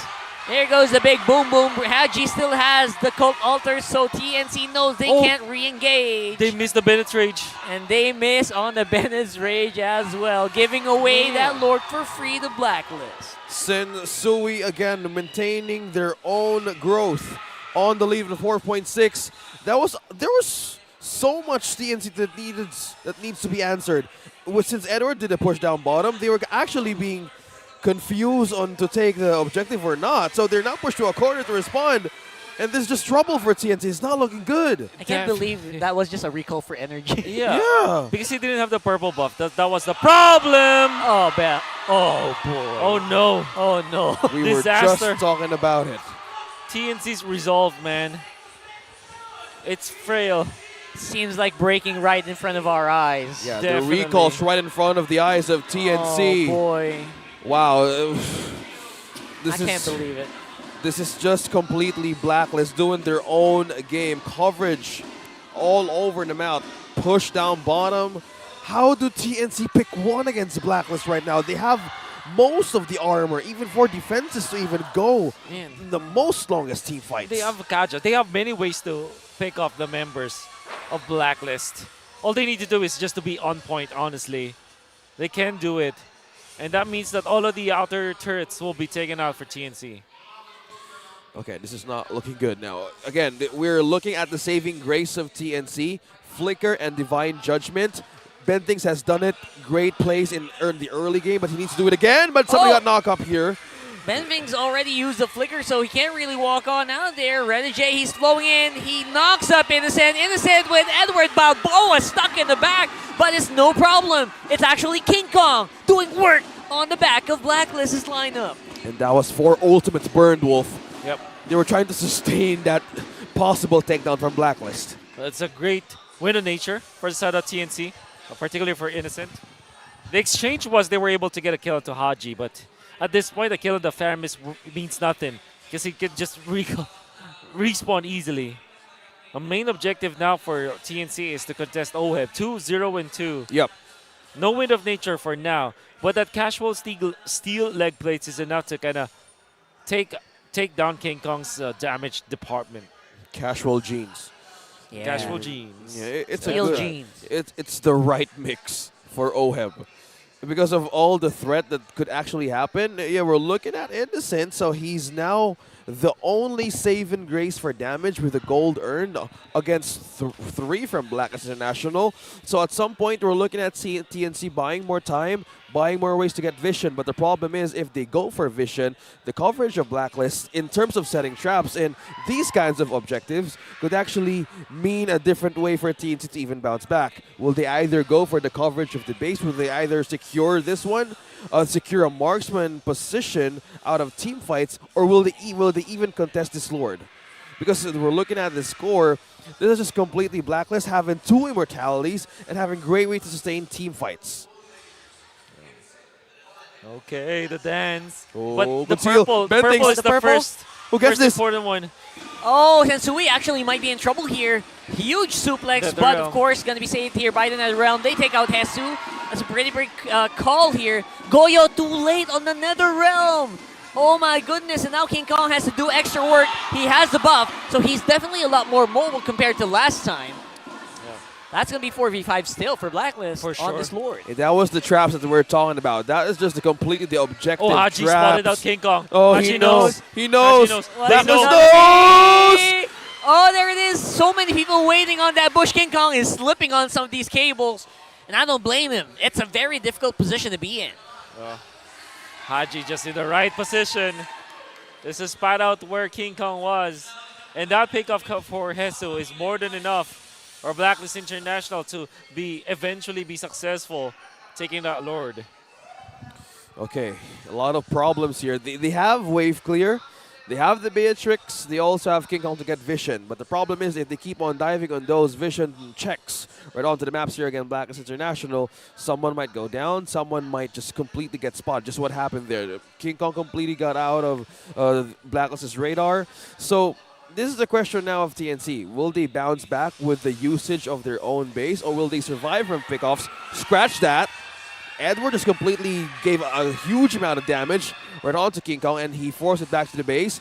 Let's see how Bentings does this. We're looking for a Hail Mary play here for this kind of setup. They have the Kaja, they have an ultimate to be used by Innocent, so this is just complete boils down to mechanics and for timing. Look for Oheb if you're Bentings, but he's looking at Tensui right now, which means the bottom lane turret will go down. Mid as well. Everyone is just panicky here, looking for a way to just not die, waiting for the Blacklist pick, the hits from Oheb, the combo from Edward to come out. so far, I would say the Fanny's effectiveness in fights are slowly deteriorating as well. Oh, conceal play. This is the Hail Mary play. This is the Hail Mary we're talking about! Woo! And the re-engage is going to come in strong here. Renegade with a circling eagle. Hesu looks like a prime target. There goes the Nibiru's passion. Innocent doing his very best to deal good damage to force Blacklist to back off. But everyone just dodges. King Kong don't. The snipe. King Kong don't. King Just get out. Kong. Oh. Okay. King Kong again. Oh, somebody got pulled! Someone got it! That was Sensui. That was Sensui. That should have been Immortality. it. That should have been it. Immortality wasn't even popped. Still got it. Oh my goodness. TNC looking for ways, looking for chances. With all the items they've built up, not even enough to pierce through defenses of Blacklist International. Yeah. There were some moments that they actually make things work. It's scary 'cause right to my now, knockup. Okay, around to the purple. Blacklist seems to want to go for it. Everyone is in range here for King Netherrealm. Kong to make a big play. Netherrealm keeping Blacklist alive, making sure that TNC has to make a run for it. And everyone just suffering to the hits of Oheb right now. Who's going to deal with this madman? Right now, it's King Kong trying his very best to try to cut some of these minion waves before they reach the base. Help Innocent with the the defense. bottom. And I think they can buy time. But Oh, the minions are Renegade! still here. Renegade catches Innocent. Where is Wow. King Kong when you need him? And that's going to be a game. It's 2-1. Blacklist still gets the W. This winning moment is brought to you by our official sponsor, FWD Life Insurance. Denying the possible way of a comeback, Blacklist International in a classic chance, in a classic play, they maintain their winning ways. Oh man, they played so slowly. Imagine like almost winning game 1, controlling game number 2 because of your speed of play, because of how aggressive they were. But then, come game 3, they were very quiet. That's why I felt that the Martis should have been the pick. But they didn't. They went for the Edith. Understandably, but the Fanny just wouldn't cut it. I'm pretty sure that King Kong is an able Fanny player. Yeah. I'm pretty sure that he's pretty good. But the fact that they're not utilizing the aggression that's needed from them, it's not just about the mechanics. It's how you play. The lack of aggression from TNC failed them today. It felt like a confidence thing, especially in that first few minutes of game number 3. Yeah, and They were not willing to go for it. uh-huh. They had the right comp, by the way. That was a great comp to go early on. Yep. And as you guys mentioned, and as you guys said, right on to that game, completely being underutilized by a lot of chances that aggression could turn into better results. And TNC need to bow down to this one because, again, they had 1 point from their win against MNNE. And in the midweek, as you guys mentioned, this is getting more of a difficult climb. It is. It's a very, very tough climb here for TNC. Getting 1 point was big, though. It was. Yeah, and denying Blacklist the 3 points is also pretty massive. Yeah. Because they're kind of close, right, when it comes to Yeah. like the standings. This is Renegade. It does feel like Classic Uber, Yeah, actually. playing the Mathilda. Who knows? He could actually might play Estes at some point. I will keep my fingers crossed for that. And I'm sure Mr. Leo Kubangay also has. Yeah, I'm pretty sure. He's waiting for that as well. Yes. Imagine him. 100%. We know how aggressive Renegade could be in the land of Dawn. So a lot of opportunities at the table. So with this is just Blacklist completely getting the win in a slow game number 3. They completely have the coverage on how to finish the game and just having the right amount of positioning that can go up against TNC. King Kong, I think we just need to commend how he actually made things work in his end, Yeah. being the guy who's given vision, trying possible takedowns, but they need more than just another follow-up. They need more damage, need more defense. It's still a good growing way of TNC, but this is just a really pressured moment for them to even just completely climb all the way back to get into the playoffs. I mean, small steps, right? Yeah. We're still halfway. They're not out of it as of yet. Yeah. Still on the table. it just feels like they gotta just keep practicing on that late game. The shot calling just should not fade. And the decision making on game number 3, man. Yeah. You got so many big ticket ultimates. You gotta use them. Yeah. There's a time to maybe play more safe. There's a time to take it, Yeah. 0 to 100 real quick. That was game 3. Didn't happen. Yeah. I would say though, when it comes to like their choices, it's just really just that, right? And the resolve. I mean, I don't know how. Draft don't lie. Draft don't lie, apparently. But The of index course, doesn't lie. Index Well- doesn't lie. Yeah. what we see from the index is not much about who wins or who loses. It's like how do you actually need to use your composition. Ah, right. Like how they're supposed to play it. Exactly. Right, right. So Unfortunately, that wasn't the case. yeah, execution. The index could give so much, but it all will check on how will the players do that execution, right? Bless the index. Bless the course. index, bro. The OS index. Yeah.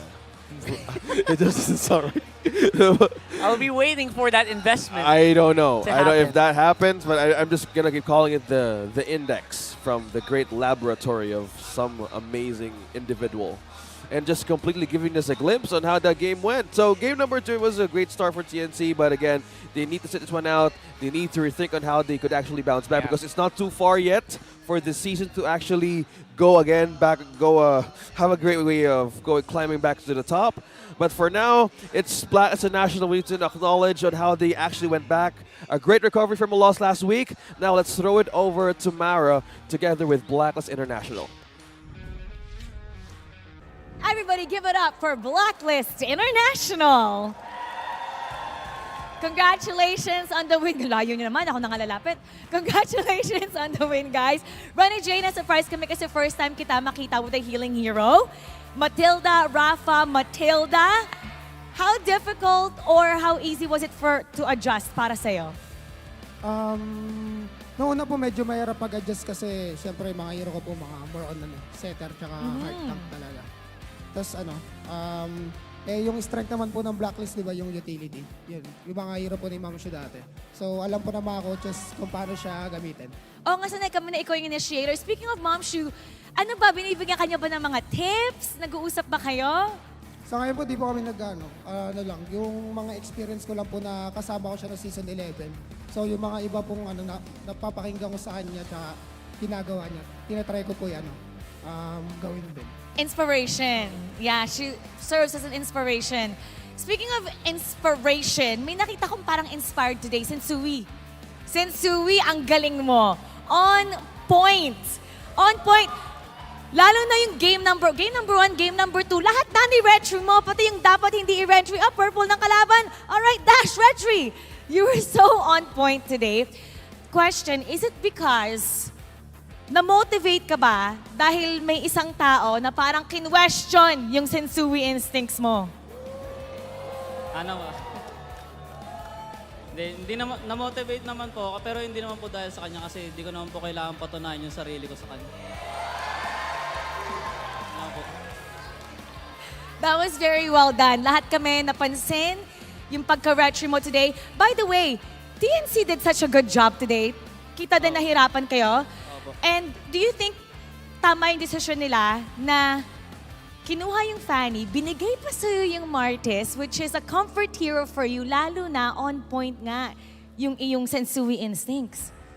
Para sa akin po, tama naman po yung decision po nila na kunin yung Fanny kasi comfort naman po ni King Kong yun. Siguro mali po yun kung di po nila kinuha.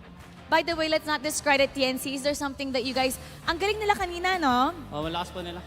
Malakas pa din. All right, now it's time to announce the match MVP. Who do you guys think it is?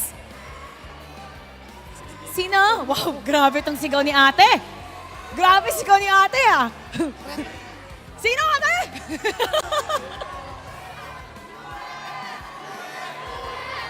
All right, let's take a look at the screen for the match MVP.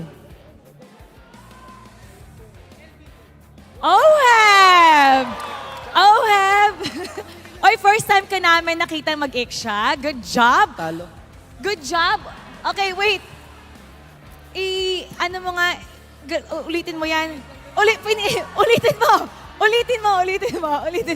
Okay, ulitin mo. Yeah. Natuwa ako na nakita ko yung photo na yan. By the way, ngayon, natutuwa ka ba na bumalik yung mga utility roam? Kasi ngayon parang napapadali yung buhay mo. Opo, syempre, parang gamay ko na kasi yung namin yung ganyang playstyle kasi dati pa namin nilalaro yan ever since eh. So yun, parang sabihin na natin medyo mas napadali yung sa amin na ML kahit papaano. Pero kahit naman anong maging meta, makakapag-adjust pa rin kami agad tingin ko.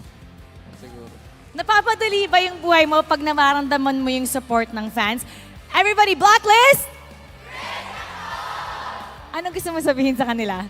Thank you po sa lahat ng mga sumusuporta sa amin dito sa MPL. Maraming salamat. Mahal na mahal namin kayo. Humina yung boses mo, ha? Alright, once again, everybody give it up for Blacklist International. You may now take your bow and take your walk of victory. Congratulations, coaches. Congratulations to Blacklist International. While they're walking, guys, let's make some noise. Blacklist! Congratulations to Blacklist International with that reverse sweep. 2-1. Babalikan natin ang ating mga casters para himayin ang ating laban. Casters, pasok.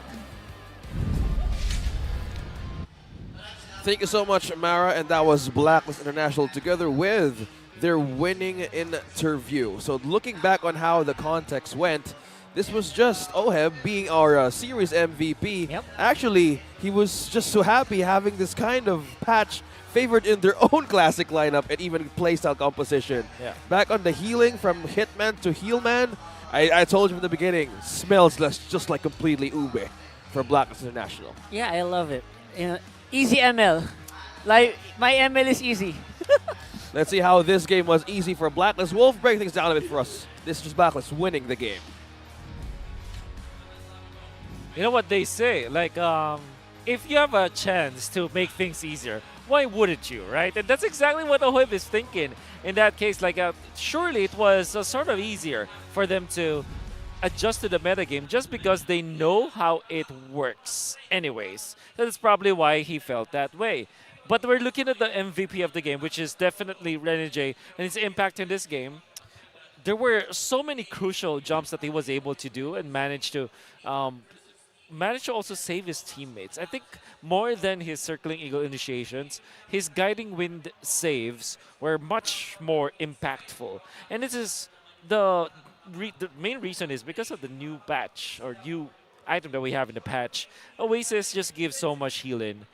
And the extra shield just gives us so much survivability for his teammates. We're going to see in the early stages, however, I still feel that TNC kind of shot themselves in the foot, not playing aggressively in this game. Goyo was able to snag the Netherrealm many times this game and was actually able to use it proactively for Blacklist. But look at this. Oheb with the sidestep takes out Hesu because of this, and Sui goes to the front lines, and then they try to invade. Circling Eagle, very early on popped by Renegade, so that he's going to be able to knock that Valentina up. And even after the snags coming out from TNC, nothing is ever enough, just because of the fact that TNC are not playing aggressively this game. And Blacklist are well fit to play against the Fanny. We're going to see in this highlight so many times like how much they are able to dodge Hesu because of their positioning. Oh, this is going to be a pick-off, but it will be an exchange of honestly just a... look at this save, by the way. Oheb with a Guiding Wind after the flicker, so no catch-up whatsoever. Because he used a flicker, and that was a sidestep. We've seen a Guiding Wind. But then again, yeah, there wasn't any good trades for TNC. Look at this beautiful play coming out from Haji to burst them out. There's going to be more of it as Sensui will once again survive. Renegade just cutting the backlines so that there will be another follow-up. Innocent eventually will survive this and Haji taken out, but that's Haji easily respawning because of the passive. They now invade King Kong. King Kong is always forced out. And now Blacklist International will be leading by so much in this game. It's really not that much that they can do. And with the initiation coming out from Renegade, they are able to take out Innocent. No chance at all. Unfortunately, King Kong wasn't in the vicinity to help him out. Really a lot of disconnection coming out from the side of TNC. considering the draft that they have and of course the players that they have with it, they're not really connecting well enough so that they will be able to win the game. Whereas for Blacklist International, you can see that it was Sensui just tearing through. And it was Martis that he played. He said that it was okay for them to use okay for TNC to pick up the Fanny. But the fact that the Martis was given to Sensui, that was definitely one of the, I would say, mortal sins coming out from the side of TNC. The way that they banned the Akai, and then the first few picks that we can expect from them, you will know that they might have picked up Martis instead. But that meant that with the Faramis, there's really nothing that the Fanny can do because he's not able to quickly eliminate the members of Blacks International. Even Oheb is easily saved. The thing with Fanny is that it doesn't work well against Ube, unfortunately, just because of the sustain. And more so against the Faramis, because the Faramis keeps people safe. King Kong will not get the streak, and that means that he will not be able to snowball out of control. And additionally, Oheb, you cannot see it anymore this time, but the steel leg plates was actually picked up by Oheb earlier on this game. That means that even when there's an initiation coming out from Bentings into Innocent's Bennett's Rage, or maybe when there's King Kong just sniping the backlines, Oheb will keep himself alive long enough for the entirety of Blacklist International to save him. So the Nether Realm as well as the Guiding Wind, it will be enough to save him.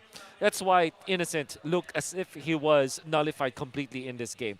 There wasn't any go signal, no fit for flight for the side of TNC, no clearance to fly for this Fanny, unfortunately.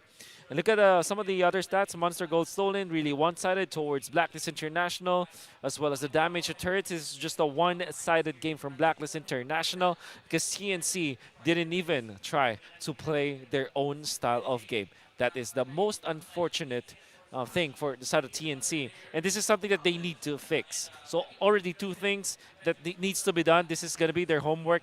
The first one being focus on the late game, on how to finish games. Second, make sure that if you drafted a specific composition, you play it as if you know what happens.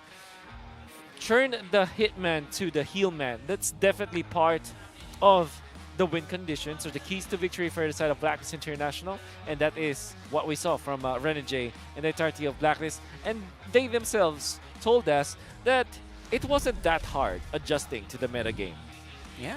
It was a classic Ube that we just witnessed in that game. 2-1 against TNC. Wolf placed a great way of check boxes for TNC to actually bounce back and to refine more on what they can do in their next upcoming games, because it's not too late for them to even rise. And as what they do, just need to keep rising from all of their struggles in Philippines Season 12. So a lot of things could show to even or happen in the series of the day.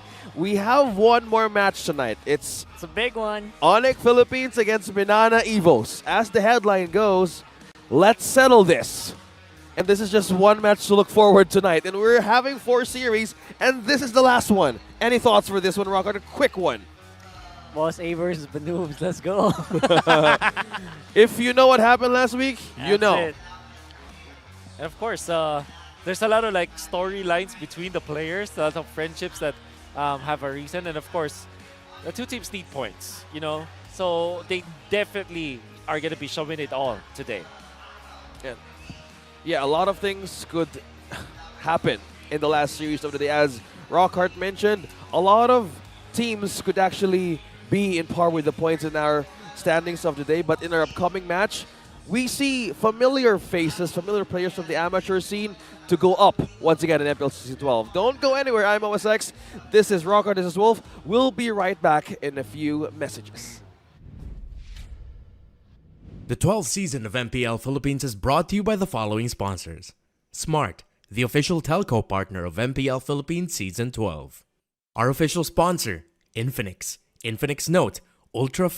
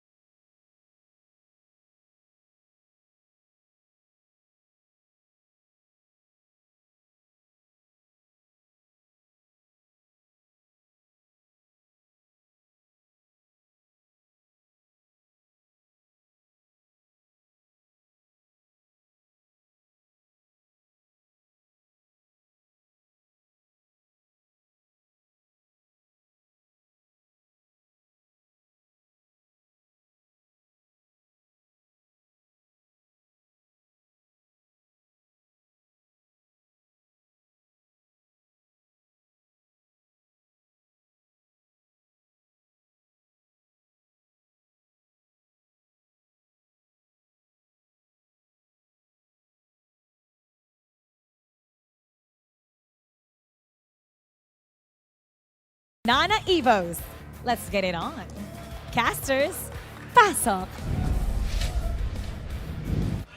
Ladies and gentlemen, we're about to witness another chapter of these two teams' rivalry that roots back in their amateur days. Yes, you know who this is. Greetings from the home of the greatest MLB players around the world. I'm OSX. I'm with Rock Art and Hans. And yes, it's still the We Bear Bros on the 4th series of the day. It's ONIC Philippines versus MNNE Evos. For the first time this season, how are you guys feeling about this? Feeling fire right now. I feel like this is the perfect game to actually close out the first half of the season. Yeah. There's just a lot of history between the players and not even the players, even the managers. Everyone's looking forward to it on social media for sure. Yep. I'm very excited with the banters that were already happening way before this moment even started, and I can't wait to see how they could explore. Will this go game 2? Will this go game 3? I don't even know. Legends are born in MPL Philippines. You pay like a legend with Maya and MPL Philippines. Score your own limited edition MLBB card exclusively available on Maya.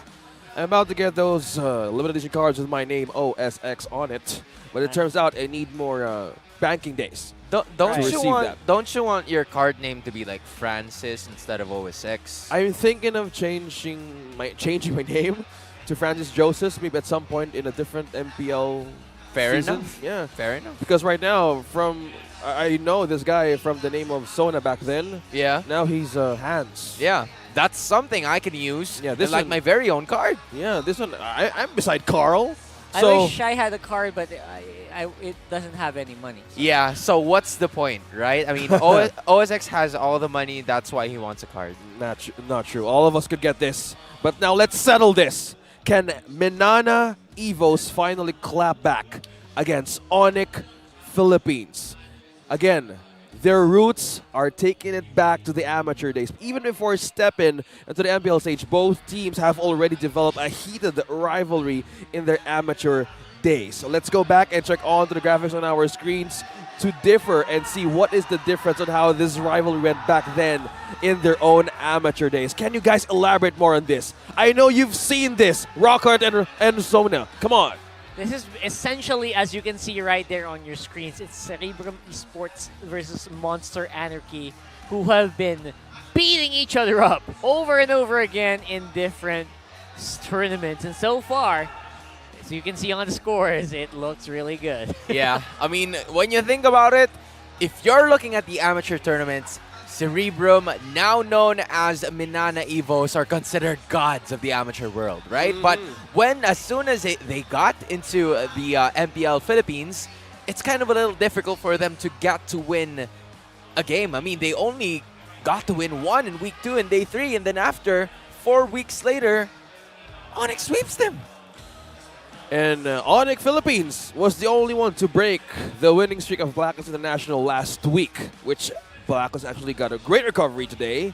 And with the focus on the amateur history, even the rivalry of MNNE Evos and ONIC Philippines, this is how they check. How you guys doing? How you guys improving? And from the match of MNNE Evos back then, how is the status of this team, Hans? You know what? Honestly speaking, as soon as I'm gonna try to fix this one later, Echo, you also don't have to discount the fact that MNNE also won a game against Echo, right? Which is one of like the stronger teams that we have here. Probably the strongest so far because they managed to defeat other teams like in a sweep or maybe in like a 3-game series. But that doesn't matter at this point because it's all about MNNE. If they can land a game against the current and defending world champions, then who knows? Maybe they can finally have the moment to themselves and get a win in the professional scene. Yeah, for MNNE, I feel like they're just, I don't know, something's coming out of nowhere for these guys. Fighting off against RSG, and then also taking a game against Echo. I mean, who would have thought that was possible at this point, right?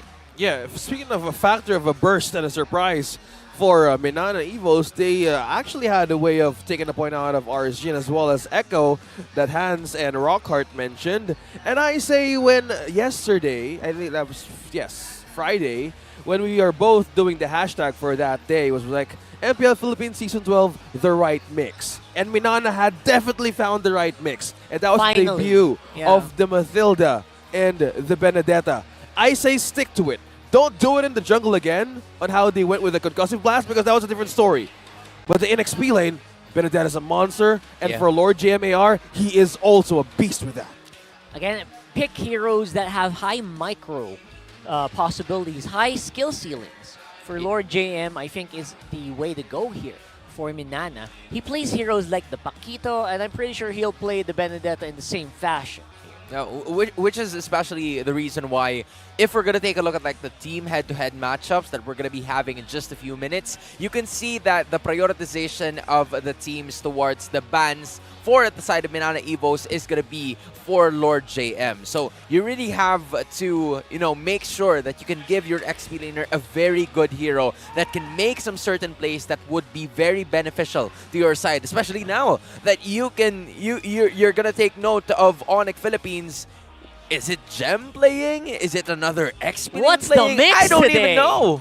That's a good question. Actually, the word mix actually connects with ONIC Philippines as well. Yeah. They have so many variations back in Season 8, then they're just Even doing it until all now. over and over again. But the thing is, the hashtag right now is a Super Showdown. Super Showdown It's no longer the right mix. with the right mix. Whatever hashtag. With MNNE and ONIC Philippines, it's time to have settled this.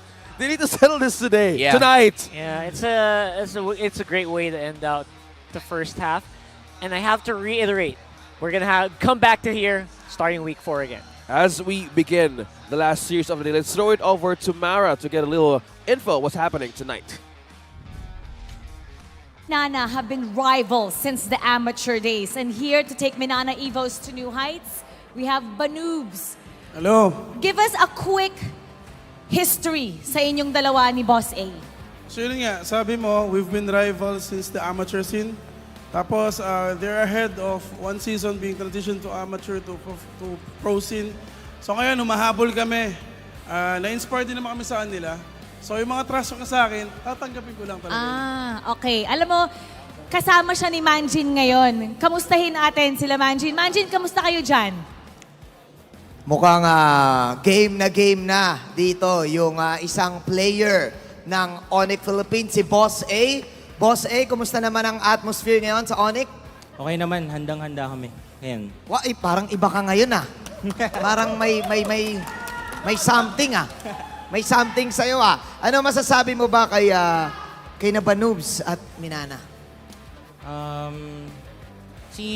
Yung MNNE kasi nung pasok nila sa Season 11, ang inuna nila hype. Puro mga influencers. Kami inuna namin practice. Okay. So, ibig sabihin, puro hype. Puro hype. Puro hype lang. Puro hype. Mara, puro hype lang daw. Okay, Ang okay. MNNE. Yun yung nakuha ko. Parang nararamdaman ko na yung tempo sa mangyayari ngayon. Alam mo, kailangan natin ipagtanggol ang MNNE Evos. We are gonna settle this. Alright, feeling ko may comeback kay Boss A Kasi kung usapan trash talk lang, baby ka pa. Oh!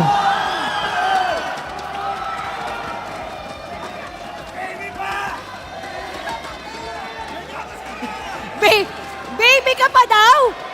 Baby ka pa Boss A. daw? Ano masasabi mo? Baby ka pa daw. Payag ka ba nun? Payag ka ba nun? Baby ka pa daw. Kung usapang ML, dinosaur ka na. Oh! Mas pipiliin ko maging baby. Mas pipiliin ko maging baby, no? Kesa dinosaur. Naku! Dinosaur daw, Mara. Dinosaur. Kasi wala siyang baby Doon na pumupunta, men. Doon na pumupunta. Wala palang baby. Parang doon na pumupunta. Kami may nice one, baby. Ano sagot mo?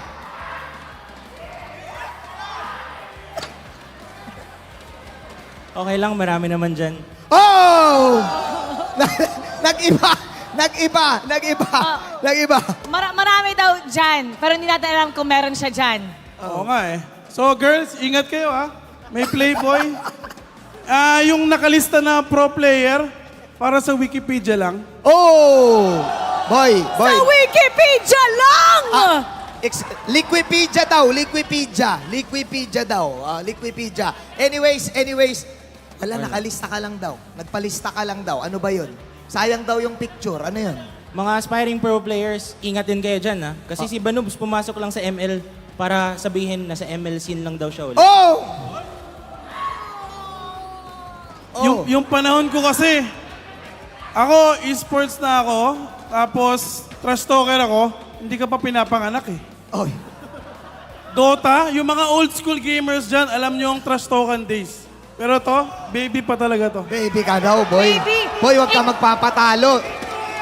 Boss A, alam mo, wag ka magpapatalo. Ano masasabi mo sa laro ng... Ano masasabi mo sa laruan ng Minana, men? Ano masasabi mo? Baby nga ako, pero ngayon lumalabel ka sa akin. Eh di lumalamang na ako.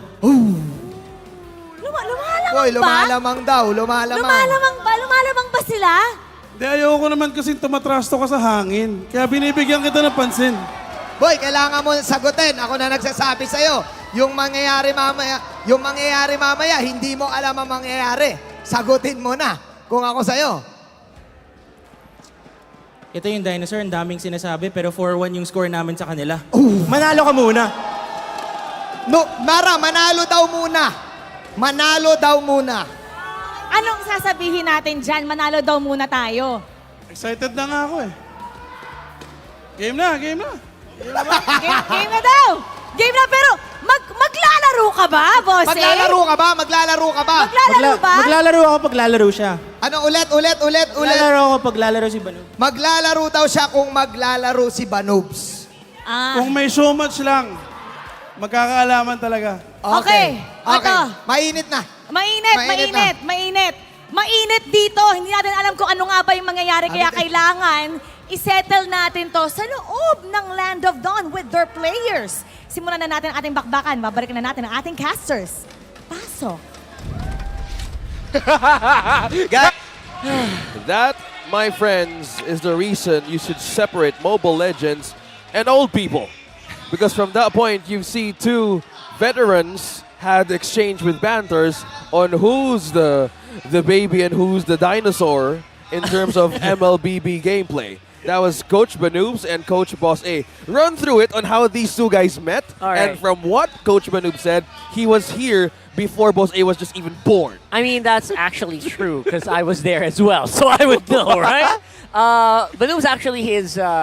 he's been in esports for a long time, like way before mobile gaming was a thing. He was actually in other MOBAs as well. So that's actually correct. That's actually a fact. Yeah. As for Boss A, though, I feel like obviously he has...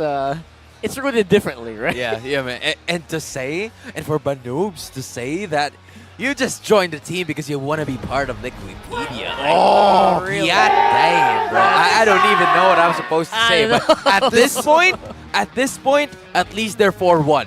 They're on the lead, so whatever happens in this game, they're still in the lead anyway. Okay, just by game number 1, let's see what's going to happen there. Because there you go. You hear the Busyan, the famous work of Minana Evos, all out. We take them all. And now we just go back to the context. We're seeing the lineup of ONIC Philippines. Also to check, Perksiva is in. It's the winningest.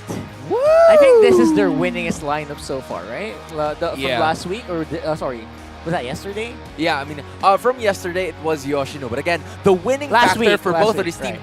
Perksiva went up against Blacklist International, and we remember that very, very well because of how good he played with like the Kufra and the Cho, which is why now pairing up with Gem, Super Friends, Ryzen, and Nets, 3 of the members that Mpl-Ph has had history with the former members of Minana way back in the amateur team. I'm talking about Gem, Super Friends, and Nets. Meanwhile, on the other hand, you also have 3 members from the side of Minana Evos that actually had history with Anarchy from the other time around. It's Brusco, it's Boyet, it's Doming. Now they're gonna ask help from Lancy and Lord JM in this fight. Still the same thing. You guys were kind of expecting that Spider Mouse would actually be in their roster. Yeah, half expecting, but you know what? This is the lineup that, again, it's all about finding the right mix between these two teams, right? It's all about that. Let's put the right mix to Minana Evos right now. Yeah. Minana Evos, this is the right mix. right combination of players who seem to be working well with each other. Yeah, and look at the head-to-head right now, because this is going to be the most important thing. For Lord JM, if you take a look at the most banned against, this is what I was talking about a while ago. Edith and Paquito were the two main bans because these are two playmakers that Lord JM can use aside from the thumbs that he has been using for time and time again. But in terms of like the hero pool, it's on the lead of MNNE, even when ONIC has the more tendency to switch up in terms of the players. Talking about the Sphere this time around, ONIC has a well-oiled, kind of composition because of how well they take the first blood. They also get kill participation, but you have to take note of the Lord control and tower secured because again, 57 is not that far behind from 63. Yeah, also to check that the first blood ratio of ONIC Philippines is leaning towards on their macro and micro decisions early on. In Lord control ratios, it's ahead by ONIC, but as Zona is trying to break down the statistics, it's not too far. But one thing also shines from ONIC Philippines is how they actually make their team fights stronger against MNNE EVOS. Yeah, these stats actually don't do MNNE justice with the way that they have been playing in the past week as well. So, yeah, we mentioned earlier, there's just this sudden burst of skill, sudden burst of passion coming in from MNNE that you just can't really ignore. And again, these stats, they don't show that. And they don't show Banoobs or Boss A in those statistics. So the fact that there's just going to be so much action and the passion that Rockhart was mentioning a while ago, it's going to be Banoob stepping in. It's going to be Boss A coming into action. And I'm not going to be surprised if this is going to go into Game 3. But hey, depending on the situation. Let's see how game number 1 works. Either from these two teams. Let's head on to the draft and see what is the priority now. But before we go to that, Infinix gets the victory. Go ahead, son. Do what you need to do. Alright, man, I got you. Infinix K2V between ONIC Philippines and MNNE EVOS are brought to you, of course, by Infinix Ultra Fast Gameplay. Let's go over to the side of ONIC Philippines. You have to showcase the ONIC Magic cards. I'm talking about the flip-flop, the flipping of the switches, whether it's going to be Gem or it's going to be another person, maybe Rapidoot, because it always works. This time around, it's going to be Perxiva to surprise the rest of the members coming in from MNNE EVOS to just go ahead and pick another hero for themselves because we're going to have a little bit more flexibility on our side. Now for MNNE, it's pedal to the metal. As cliche as it sounds, MNNE is currently at the 7th spot of our standings. They're going to be needing a huge boost for them to make sure that they can continue to play in the playoff, especially now that we are already in the halfway point. So they need to adjust as fast as they can. They did that against Echo, and hopefully they can do that against their arch rivals. And for both, you have time, and it's time to walk the talk. Banoobs and Boss A talked the talk a while ago. So it's going to be up to their players to walk the walk at this point. Because again, it's a storied franchise. It's a storied, rivalry for both of these teams. And they really need to be able to execute very well. MNNE EVOS, on the other hand, is going to be one that really has to rely on Snowball. Meanwhile, ONIC, mechanics are on point. And that is what they need to make sure that they can win the series. Thank you so much, Sona. That was the Infinix keys to victory. With all of the hype now with the match, the third one, time to walk the talk. We need to see the translation on how this match is going to settle. Because from the Bruin rivalry that we've kind of walked through the storyline of MNNE EVOS and ONIC Philippines, it also goes to check how did you guys make progress from week number 1 and 2? And then they didn't have any easy opponents. They were up against Blacklist, they were up against RSG, they were up against Echo.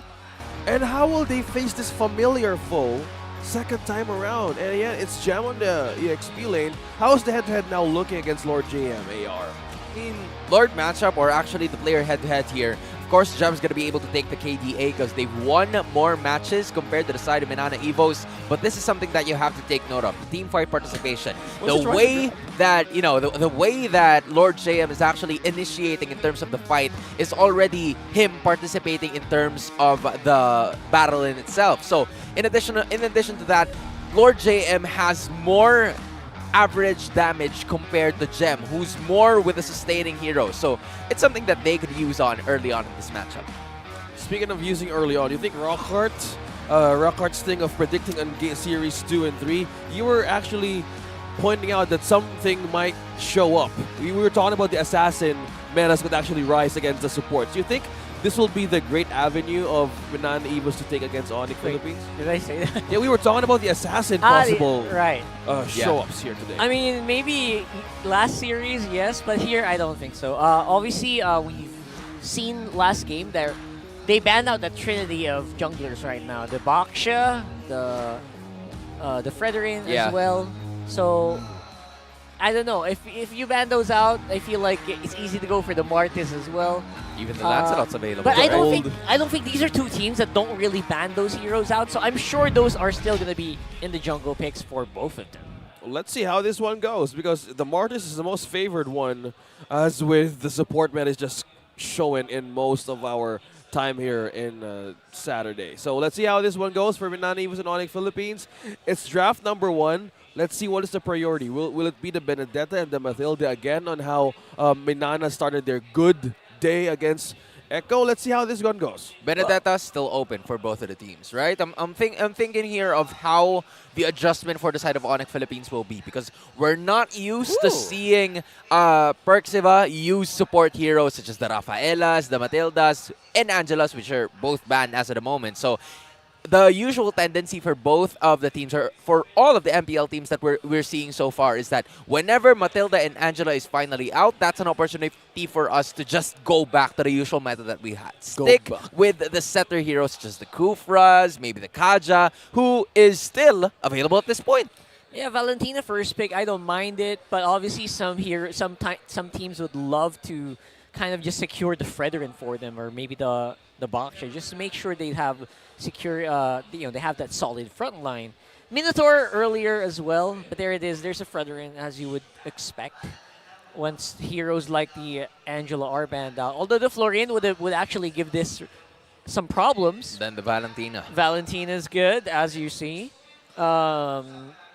I personally when I play Fredrin, I just don't like facing off against heroes like the Florian. Whoa. It makes my life so hard. But there it is. There's the obvious answer. Yeah. Baksha is out finally today. He's been banned most of our games. Yeah. And with a Valentina having the advantage for ultimates out of ONIC Philippines, we see an Irithel pickup right away for ONIC Philippines, and you see the contention, and we see the shift of the meta from the post-patch. So they now priority more on the mobility and the sustain. Yeah, it seems like the mission here is for the Fredrin to just be the tank, a little bit of a sponge to get a little bit more damage, and items on the other hand for the Irithel. I was thinking of like a Yu Zhong for the side of MNNE, because it could play very well going up against the Irithel, but knowing that the Lilia was finally picked here by the side of ONIC Philippines, they're gonna need a little bit more in terms of like the late game. Yes, Irithel is gonna be enough for them to sustain and deal a little bit more damage, but they need to have somebody who can assist Irithel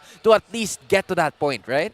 You have to notice that the draft is so far that they know that's going to happen. Yeah. And the draft is so fast because they know how each of these players work. Yeah. That's the perks of, no pun intended. That's the perks of knowing the enemy that you have right now on the other side.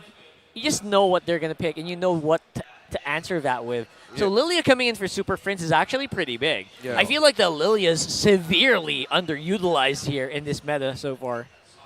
They have more ways. They have more ways of using her from the mid and from the mobility and as well as the rotation. But Sona, you've seen the ban out here from the X-Borg and the Kaja. There's no tanks yet present. Although there is an opportunity for the side of MNNE Evos to pick a Rafaela. Let's Rafaela go. is something that they've been using for quite some time. But given the lineup coming in from the side of ONIC Philippines, it's quite hard to execute just because of the fact that the Lilia is already there. The Glooms are going to be present from the early to the later portions of the game. But okay. Hello there, Reptar. Rep AR. Sorry, AR? that's Rep AR. Oh, sorry. How is he that's part my of bad. the roster? Because again, it's AR in the last part of his name, so it kind of makes sense. Exactly it. Kind of makes sense, but he's not officially part of it, right? He's not. That It's a is- joke. It's a joke, That's guys. an MPL multiverse that you guys just saw. Yeah. Because Rockhart has AR as well in his name. So Oh, it's no, a I don't. possibility. But the thing is, for you to be an honorary member of MNNE Evos, AR should be the At the very last. Yeah, at the Yeah. very last. He still has a T, so it's just RT, right? So Okay. yeah. as much as I want it to count, it doesn't count at this point. Sorry, Rockhard. I wasn't actually. I don't mind. I don't. Okay, mind. okay, fair okay. enough. You guys made a great point about that AR. But how about the point of the EXP lane bans here? They took good ban as well with a glue from MNNE was also to Rizla. And you have There's your a Yuzong. Oh, Midnight, I'm calling you now. That's a It's Yuzong. Yuzong, man. So how is this now with MNNE Evos? You guys mentioned it in the first phase.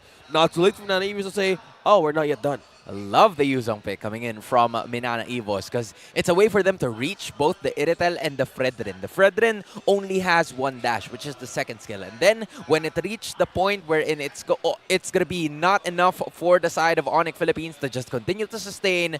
What's up there, Ding? Ding, former member of the side of MNNE Evos back then when they were next play. Cool. But going back to what I was saying a while ago, Lord JM needs to represent Ding very well because he needs to find the back line, search for the Iritel, and stop him on his tracks before he gets his items. Speaking of getting items, looks like they have a great way to penetrate some backline team fights.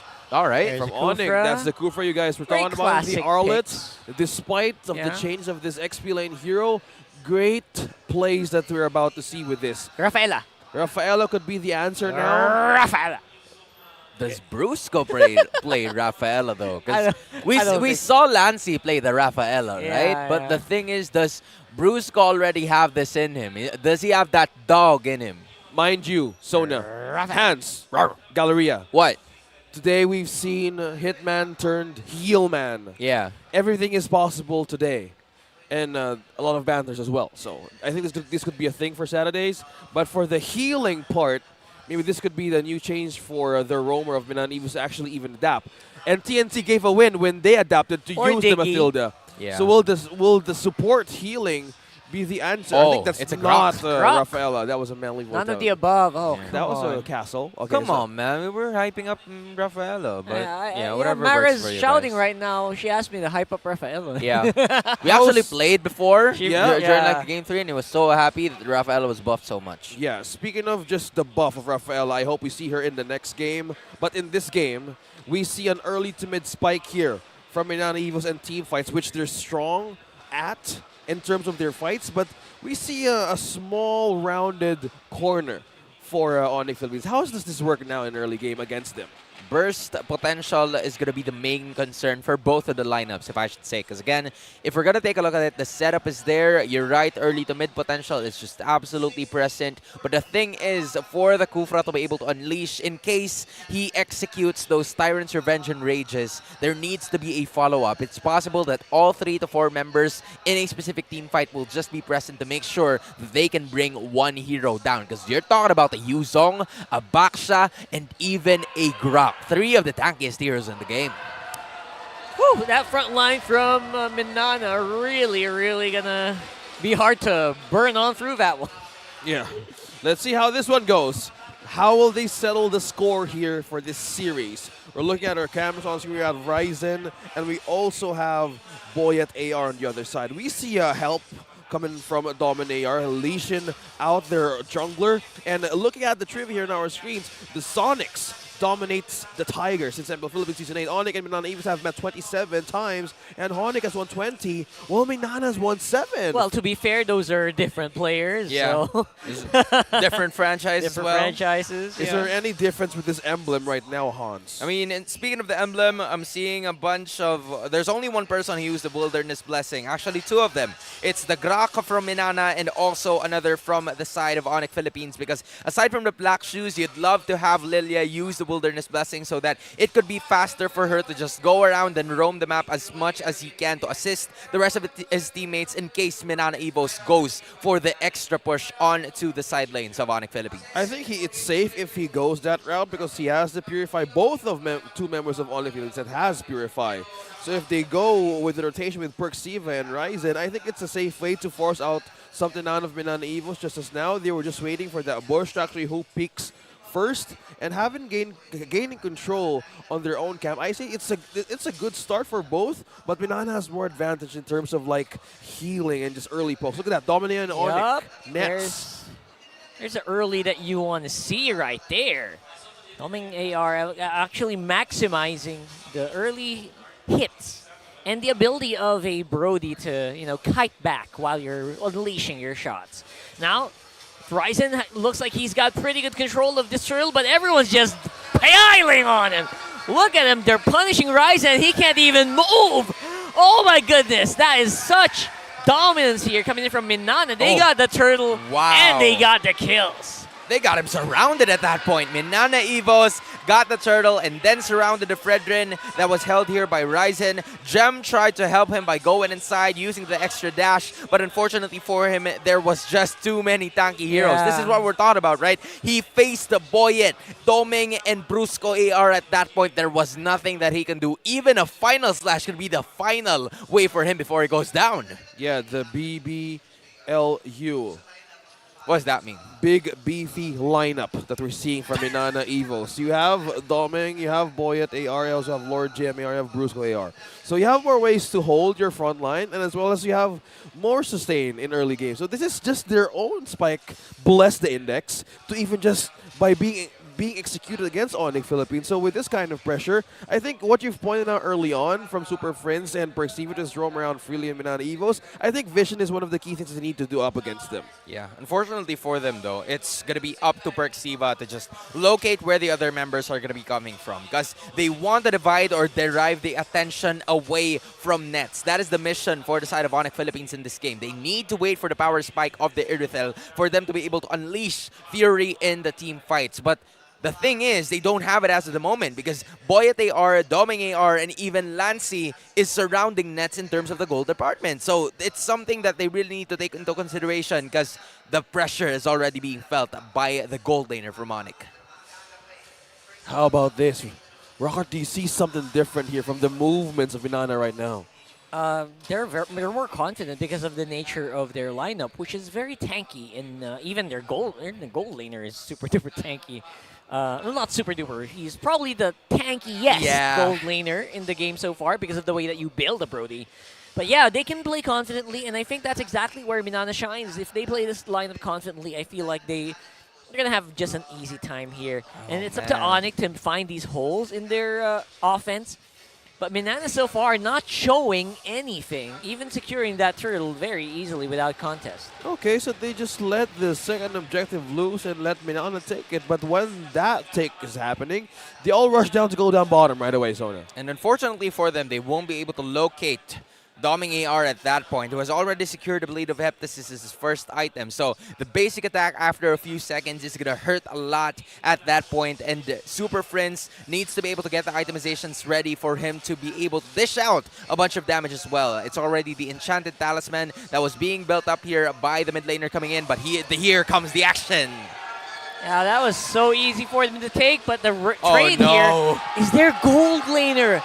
I'm not sure how worth that is, because now it's going to be giving Doming even more freedom to roam here and take that turret as well. Look at JM right now. He's just flexing on it like a monster. Yeah, looking back on their composition, if you're building up damage for Nets, you don't want that to keep on happening. How do you build up that momentum, the damage, and with just the pressure that MNNE is given right now, they're being pushed to a lane to babysit even more of a switch. Yeah, if you think about it that way, that trade for Lancy was very, very worth it. At this point, though, ONIC doesn't have a choice. They don't have the necessary damage to just go and unleash ham on the side of MNNE Evos, which is why the side of MNNE, the Tigers, are exploiting that weakness as of the moment. They're just using every single skill possible to make it to the point where they won't be able, or ONIC won't be able to have enough damage to just go ahead. So there's Lord JM with already 3 assists, Boyet having 2 kills, and the Tortoise Poissance is a very good help because it stops the regeneration factor coming in from the other members of ONIC Philippines. Yeah, just by thinking about it, it's just slowly becoming a nightmare if you can't escape. You're going to be forced to use those Petrifies right away, even Purifies rather, to even just leave the possible setup of MNNE Evos. Because with this point, they actually would disengage, or they would just respect the fact that they can't just go and contest early on. But we're seeing a different view from ONIC Philippines. They want to go hop ahead against MNNE Evos. They really want to hop in here, but MNNE looks like they're really in a bad position, but Super Friends going to be able to secure that with some gloom and doom coming in for MNNE. That was a turtle that should have been secured by Boyet here. I mean, at this point, if it's not Ryzen, if it's not Boyet, and if you're the supporting cast, a win is a win, right? You'll take at whatever you'll take whatever you can get at this point to just keep the gold lead within a striking distance. And with that being said, Windtalker has already been bought here by Nets at this point. He's not really being pressured as much compared to the first few minutes, which is why 2 items were already secured by that guy. Not to mention, there was also a Haas clause being built up as the first item coming in from the gold laner. So this is something that's going to prepare him in case that there are ganks coming in from the side of MNNE. How do they even prepare from this? Because if ganks are concerned about this point, we're at 8 minutes, so the lead is not too far yet for ONIC Philippines, but they need to cover more of the pushes that MNNE has been doing for the past second. So this gives Nets a chance to even space, because he was just gank once or killed once. So maybe at this time that if the roamer, speaking of which, can cover some tracks, they just kind of want to put some pressure or a block of vision as they do this skirmish in mid lane. They're absorbing so much damage here. MNNE. Whoa, Ryzen's got it. He's going to go and get that kill there. And again, that is a huge punish here for ONIC. MNNE just did not respect the damage that could come out. And that is ONIC. exactly what they need to do, right? Just Perfectly. focus on one person. If the Grok, Fredrin, or even the Yuzong is away, that's the time for them to strike. That is the vision, the winning vision of ONIC Philippines. If they do this over and over again, that's just completely by time. And as you can see, the advantage of gold's completely slowing, going back to ONIC Philippines, as we saw a few seconds from now. So it's the first Lord of the game. Yep. Who has more control in this one? Because as objectives are concerned, it was 2-1, 2 turtles onto MNNE Evos. And with this point, I think ONIC has more advantage to go up front against MNNE Evos from this time. Yeah, Brusco has control. There's a reason you pick up a Grok. It's maximum control with the Guardian's Barrier, which will make it harder for the enemy to push in unless they all dive in at the same time, which is going to be so difficult to control. And don't forget, there is a final slash ready to use here for Gem. So this 50-50 is going to have to really be super confident. Retribution! Who gets it? Who's going to get it? Oh, yeah, there you go. That's going to be the kills coming in as well from ONIC this time around, though. Man, the regen nerf is just not enough to slow down Ryzen. That was a beautiful takedown coming in from the side of ONIC Philippines. And instead of MNNE Evos even extending their gold lead, it was minimized. It was brought down to just 300 gold. And this is something that was very well executed coming in from the side of the Sonics, because they knew that they would be able to contest in terms of the Lord take. And in case they won't be able to do that, there's an extended team fight. There's the Irithel, there's the Lilia, and that was exactly the winning piece, the winning momentum for them to bounce back in this game and might even so take the lead for themselves. Yeah, the big beefy lineup, as we call it in the English desk. So how do you even manage to poke out the health out of Boyat AR or even Brusco AR? The patch right now of the Yuzo is doing a lot of work, specifically looking by just the items. Just having the steel leg plates and even radiant armor for this Grok gives so much advantage. And not to mention blade armor of Baksha as well. So having the right amount of armor of ONIC Philippines Power Spike right now as they brew up their mid-game, I think it's a shortening way of saying that ONIC could actually bounce back with the damage department. Yeah, it's getting through the BBC, the big beefy comp. You just overthink it. Comp, guys. That's a problem with you, comp. bro. Okay. Big beefy comp. Composition. Thank you so much. Thanks for Rockhard. clearing that up, Rockhard. Yeah. All right, that's a good. Yeah, you got me out of character there, bud. But okay, You guys gotta, gotta be on your toes yeah, here. Yeah, my bad. I understand, but again, now as we take a look at it, it seems like the main leader of the goal is gonna be none other than Irithel. He doesn't give any sort of care onto what defensive item MNNE Evos has, because he already has secured, I believe, a bunch of boots that could really help him out. I think there's also the Malefic Roar and Nets from, nothing to something. 8.9k is already evident coming in from the ONIC Gold laner.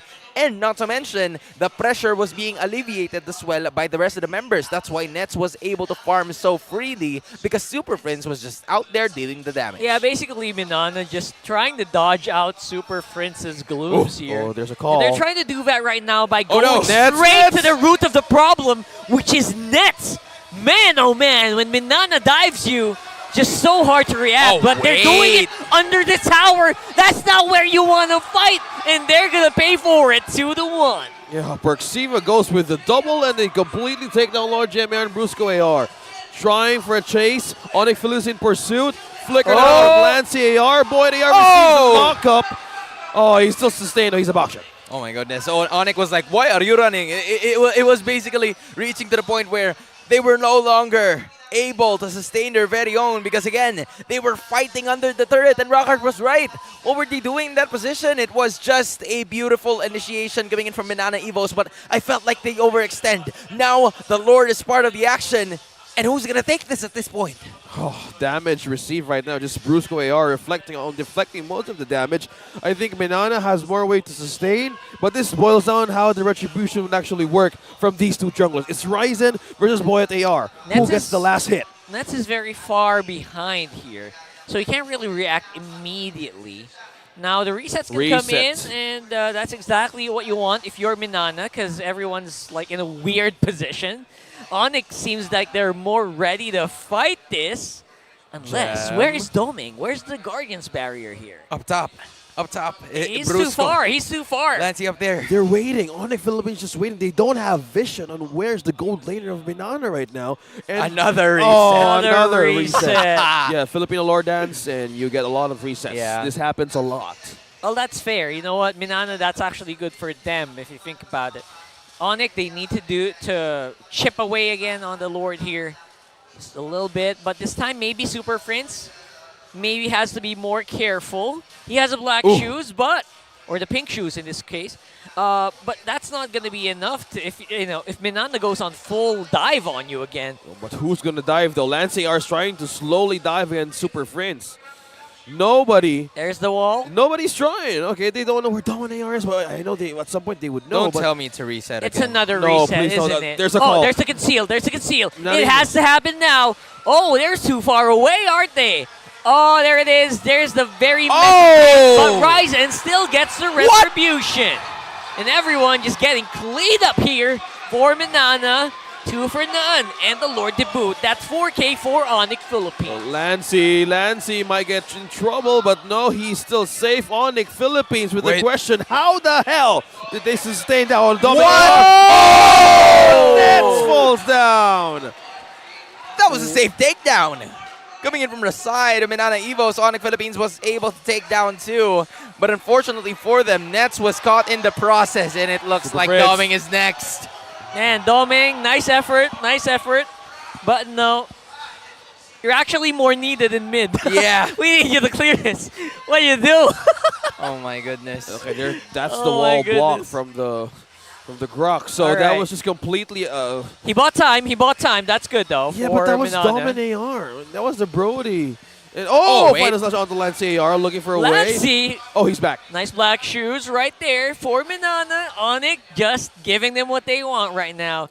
And I would say losing just one inhibitor turret, that's already best case scenario if you are on the red side right now. Yeah, and they're taking the purple out of MNNE Evos as well from Boyet AR. So lead slowly with ONIC Philippines. How's the replay going here for you, Sona? It was a beautiful takedown coming in from the side of ONIC Philippines because Ryzen was stuck in a very good position that was very clear on the Lord side. It was also the initiation coming in from Lord JMAR that helped them to just sustain a little bit further. But unfortunately for them, both Nets and Super Friends had a moment to themselves, had space for themselves to actually deal a bunch of damage. And it also translates with the items that they already have right now. Yeah. Ice Queen 1 is very much helpful in terms of team fights because you slow the other members down even when some of them already have the quantum charge. I'm talking about Doming at this point. Maybe it's what saved him to break Nets onto the top side, but he was also punished in that area. Well, speaking of punish, that's one thing that MNNE Evos doesn't need to keep on doing from their side, because looking at the gold, or Nets is just leading the pack here, and Dominic AR, as Hans is trying to break down the bits and pieces of how this damage can go in team fights. They need more damage this time to answer against ONIC Philippines. This is their window. The late game is their window, and with the momentum catching up from the side of the Yellow Hedgehogs, this is just them completely having a great way, and they need to close the game if they want to get the series. Yeah, Nets right now seem to be in the lead, and he's definitely one of the most consistent players here for ONIC. Always does the job you give to him. And again, if Minana wants to take him out, they have to commit so much, right? So Yeah, that's the thing, right? Because if you're the side of ONIC, I have to say, it's a very nice set of battle spells that could continue to help them later on. ONIC is very much aware that the only thing Minana Evos is going to look at and look for is going to be Super Friends and Nets, which is why they prioritized focusing on the Purify instead of Flicker or any other else out there that would be defensive or offensive for them. Meanwhile, Minana Evos, their only main damage dealer at this point is going to be none other than Doming AR. So ONIC Philippines, eyes on point. They have to be precise onto how they can locate Doming AR, because if they don't, then maybe it's a free hit. Okay, speaking of location, they spotted Lancy AR and Brusco AR.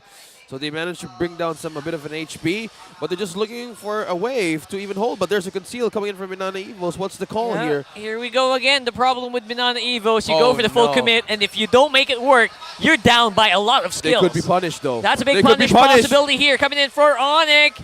And they are going to play it a little bit safer than I thought they would. If I was ONIC, I would have gone full commit, but then again, that's the reason why they are still pretty much in the lead here. Oh! Beautiful entrance, but bad ultimate activation here. The angle from Perks, it was just way too far. Oh, it was so close. I mean, the space, the wall was there, but unfortunately, it didn't hit the mark as much. Man. Right? We're talking about the angles at this point. It needs to have like a hypotenuse or something. Nah, scratch that. I'm not gonna talk math. No. Yeah, it's just a miscalculation. Yeah, I'm not gonna do that anymore. From Perksiva. It could have been a better set. It could have been a takedown from Lance AR, but he had the ultimate of Super Friends or the Lilia.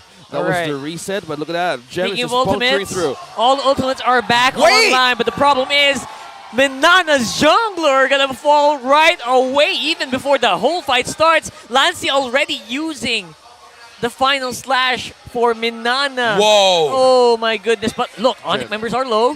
Murtasi's going down here, Jam. Oh! Super Friends for MVP in this game, no doubt, right? No doubt about it. No doubt. At this point, Super Friends is him. What a he's chat! He's just showcasing why there's a Super and he's the Prince of ONIC Philippines, right? He's just dishing out a bunch of damage, and then from there, use the Black Shoes. He hasn't even used his Purify at this point. It's just safety. It's just security. And he's letting, or ONIC Philippines is letting Super Friends do his thing while they get their Sword. And now that the inhibitor is absolutely gone, this might be the kill. Yeah, especially if they catch Lancy, which they do. What are you going to do now? Free man defense coming in from Minana, but it's looking very difficult for them to clear, especially without Lancy here. The base. Who is near. That's going to be the base going down. We got a 1-0.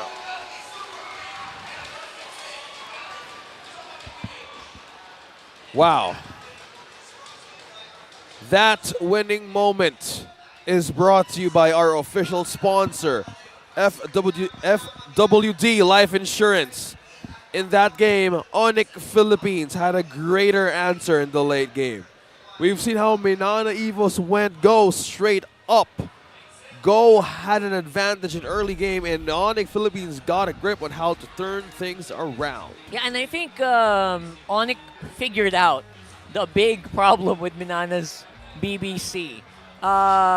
It was very one-sided. Once you go activate once they hear that conceal, once you see that dragon flying, they already used their ults. Just back off. Yeah. And then go back. Then they can't fight us anymore. And it was just, once they figured that out, it looked very easy for them to clean it up. They were just completely outplaying, waiting for the right moment to call. They were hearing conceals. They were hearing miscalculations of the jump. It was in a microplay. Man, that's how they even test each other. How do you even manage to even commit once you use that resource out of you? In the early portions of the game, we saw Minana Evos were willing to actually exhaust most of their ultimates to be able to get those objectives. But the thing is, at this point in the game, if you've reached the later portions, you need every ultimate you can, right? Yeah. And that's where they went. They were good. They were good with Looks like ONIC magic works in game number 1. Go ahead, Hans. Break things down a bit of what happened in that game. Objectives, kills, objectives. We're gonna go objectives. That is what ONIC Philippines has mentioned, and that's what they went for as they took game number 1 in this best-of-3 series against MNNE EVOS in a very wonderful matchup that actually translated into the later portions of our game. And it is no question, together with that wilderness boost, or Wilderness Blessing, rather, together with that Lethal Ignition as well, Super Friends is your MVP. Speedy 2, 0, and 10. Unscathed at this point. It's really going to help his KDA rank. And with an Ice Queen wand, Genius wand, and even the Lightning Truncheon to help him out a bit is something that is really commendable about this mid laner, because he has very good positioning and he has maintained himself in a position wherein he could be able to dish out a ton of damage while not really compromising his very own safety, because there were times where he wasn't even using his Purify just yet. He's just in a very good position to bring them all down. And taking a look at the MVP highlights right now, there was a moment where MNNE was actually leading at some point, because you have to give it to them as well. They really exploited the weakness of the side of ONIC because they knew that there wasn't going to be enough early game damage. However, ONIC did a pretty good job to try to alleviate the pressure, even when you already saw the screen, right? It was Nets being pressured in like the early portions of our game, but you have to take note of what ONIC did to make sure that they would be able to turn the tides and change the way things will go for their victory. And this is where I believe things made a blunder for the side of MNNE EVOS, because upon taking the Lord, the Tigers were able to do that, but the thing is, there were so many overextensions. They were getting the right people, they were getting nets, but the thing is, they were also getting caught at some processes, and it's the difficult moment for them, because you want to have most of your members, especially in like the later moments of the matchup, wherein there's an abundance of damage coming in from the side of ONIC Philippines. You'll need every setup that you can get. You'll need the Wild Charge, you need the Tortoise Poisons, you even need the Black Dragon Form, and even the second skill coming in from the Yuzong to just be able to dish out the setups necessary, so that when all of those were already, accumulated and pushed out to the side of ONIC Philippines, then the Brody could dish out a bunch of damage. But Doming wasn't able to do that. He started the first 5 minutes with a 1-1-1 and stayed there because he just wanted to be safe, and safety is not an option for the side of ONIC Philippines as they take this game. Ryzen from the 16-minute up until the 20-minute mark was magnificent in bringing down a bunch of the jungle objectives. He was really prioritizing the river at this point, even though he doesn't really have the Wilderness Blessing as his emblem. It is still a major thing for the Fredrin to be able to go from one place to another to assist his teammates. Maybe try to go for a little gank on the bot side before transitioning into the top lane to go for the Lord Pit. And even when there were moments that Ryzen wasn't able to actually get the Lord objective, because one of those Lords came in and arrived for the side of MNNE EVOS, and I believe that was the very first one. But it reached the point wherein they were also unable to secure a bunch of turrets, something that ONIC Philippines has done very well up to this point. Getting 2 Lords, even lacking 1 turtle coming in from the side of ONIC.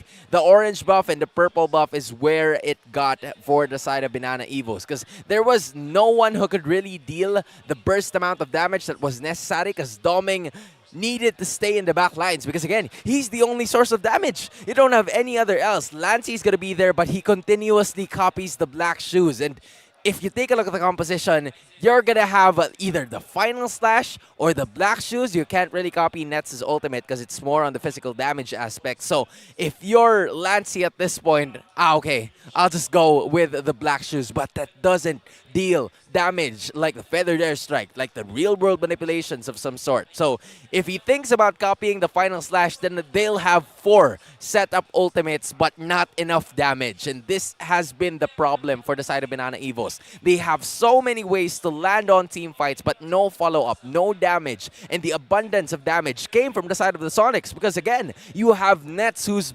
farmed pretty well because of the Husk loss and also the addition to what has been the pressure relieved and alleviated from the gold laner. It was Ryzen, Super Friends, Gem, and Perxiva who had an average of at least 67 to 70% kill participation, and Nets was just there, dishing out damage when necessary, and when he was prepared, he just told the guys, guys, okay, I'm ready to take an action. Damage taken goes into the hands of MNNE Evos because, again, they have the beefy lineup, just like what my co-casters has mentioned a while ago. But being the sponge is not enough if you don't have the damage to back it up. And that is the reason why the side of ONIC Philippines has managed to win game number 1.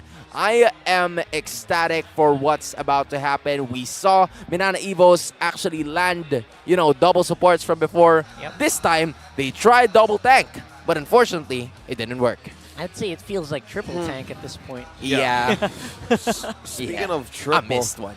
Yeah, we've been missing the sustain. We've been missing the tanks. Was Benedetta even considered back then in the first game? But somehow it wasn't even banned. I don't think so. Because as we watch out for the next draft in this game, you should watch out for the weekly giveaway that will be posted in the Mpl-Philippines Facebook page for a chance to win your very own Smart Bro devices. The mechanics to join of the giveaway will be posted after this weekend's tournament, so be sure to stay tuned and follow MPL Philippines to get more of the mechanics and win these devices for yourself and get connected wherever you are and watch MPL Philippines. Stay safe. That's some safety that we are trying to remind with our watchers, especially this weekend, ladies and gentlemen. So that was one thing. So going back, how will MNNE Evos address this? How will they look for their winning mix again? Because maybe they need the smart game face. if we go and look That's back right. for the game face, we're on the smart game face of no! the day. MPL Arena, the next game face of the day winner. Who will it be? Just flash the hashtag power of smart devices in the green background and put on the game face. That's it. I have a winner. I think this is the winner. You have the expression, you have the energy, and that's the winner of the game face of the day. It's Saturday, and he wins. That guy is part of my top 5 smart game face of the day faces. Yeah, you're gonna compile that, by the way. Yeah. Make that a TikTok. Congratulations to you. Congratulations. You got the You're prize. top 5. You just won a redeemable in-game code. Woohoo. Wow, with just energy, expression, and the right amount of game. What about that? Bombastic side, whatever you call it. That's how you Bombastic win. side-eye. That's But he how you didn't win. do a side-eye at that point. It was Bombastic front eye. You're like, I'm gonna kill you face. So yeah, that doesn't sound cool. But it doesn't, but yeah. That's how you like, I want to bounce back in the game. I don't want to face that guy. So You don't want to okay, face you get that the prize. guy. You get the prize. First of all, if you're playing with that guy, you don't want to lose. Yeah. Of Because course. he's gonna mean mug you all the way. You don't That want doesn't sound good. Imagine you're up against that, because in MPL Philippines, we had this thing of the longest Pterodon, right, from RSG. Yeah. Light. Yep. And Brusco. And Who's playing Brusco. right now? I don't know if you can do that, if you can, win against that guy, but I don't know if you we're can gonna try. We can see. We can wait for that. I don't know if some of our awesome production staff would have a statistic on who has the longest teardown. Because right now we're talking about a game phase that needs to go back in MNNE Evos if they want to bounce back in this game.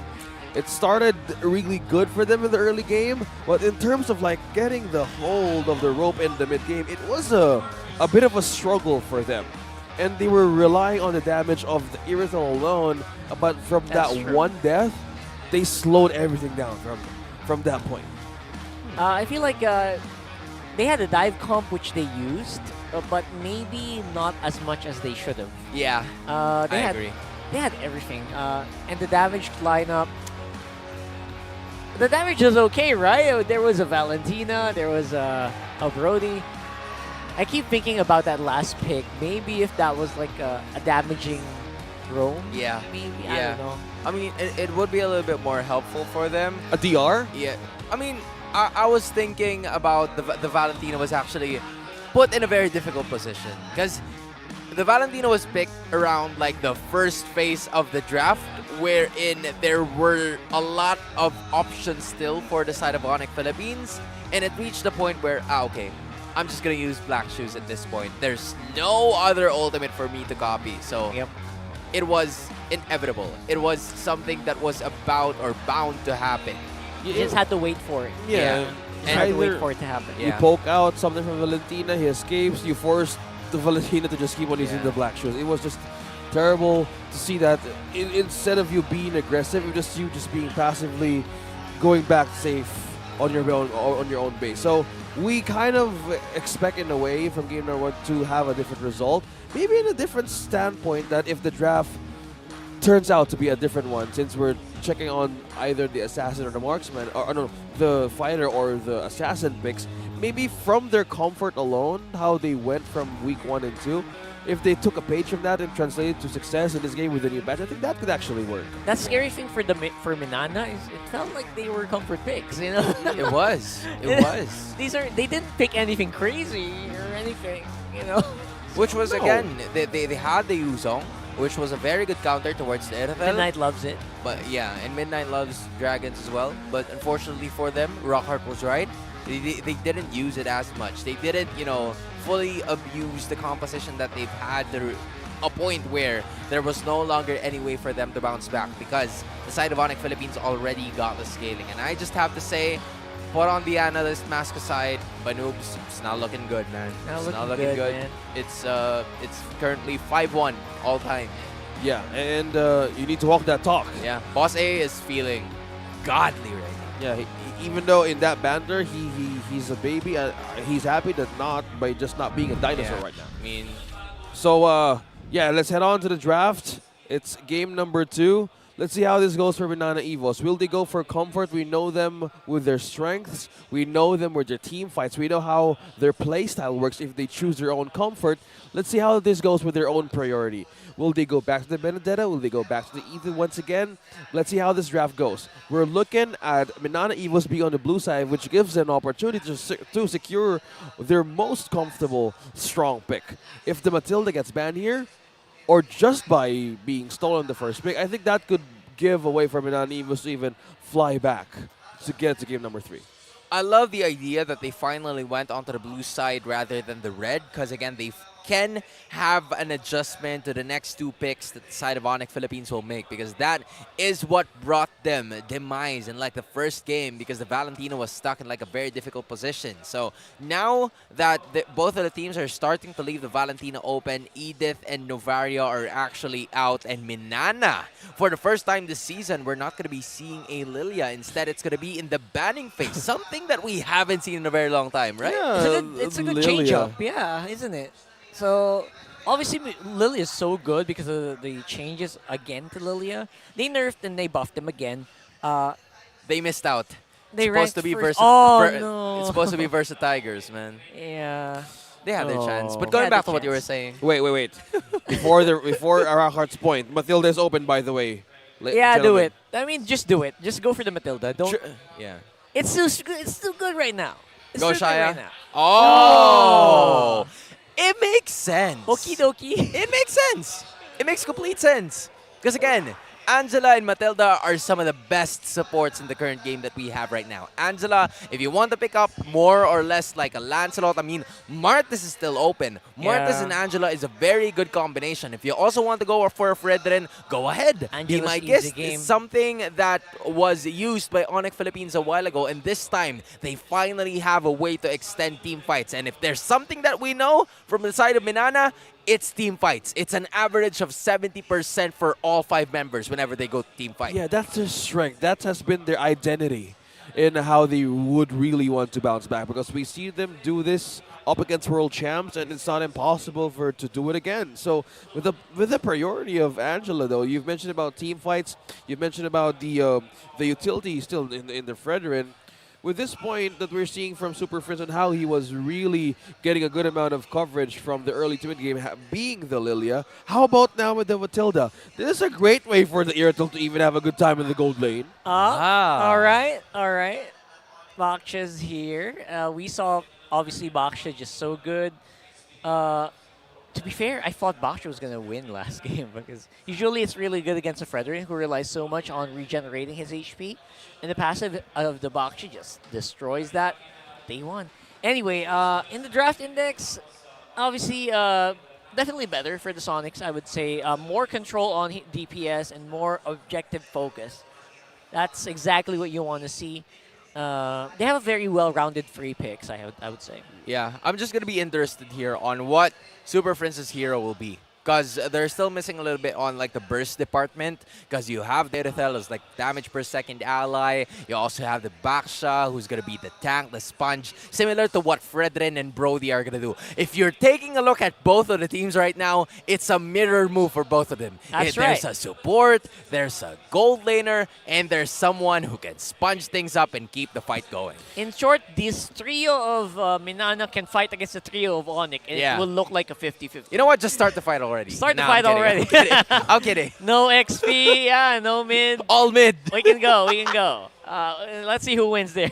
It's good to see that both of them had a great start, especially in the draft. Just comparing for what happened from game number 1 and the draft from the draft went from MNNE Evils. It was leaning towards isolation, early to mid.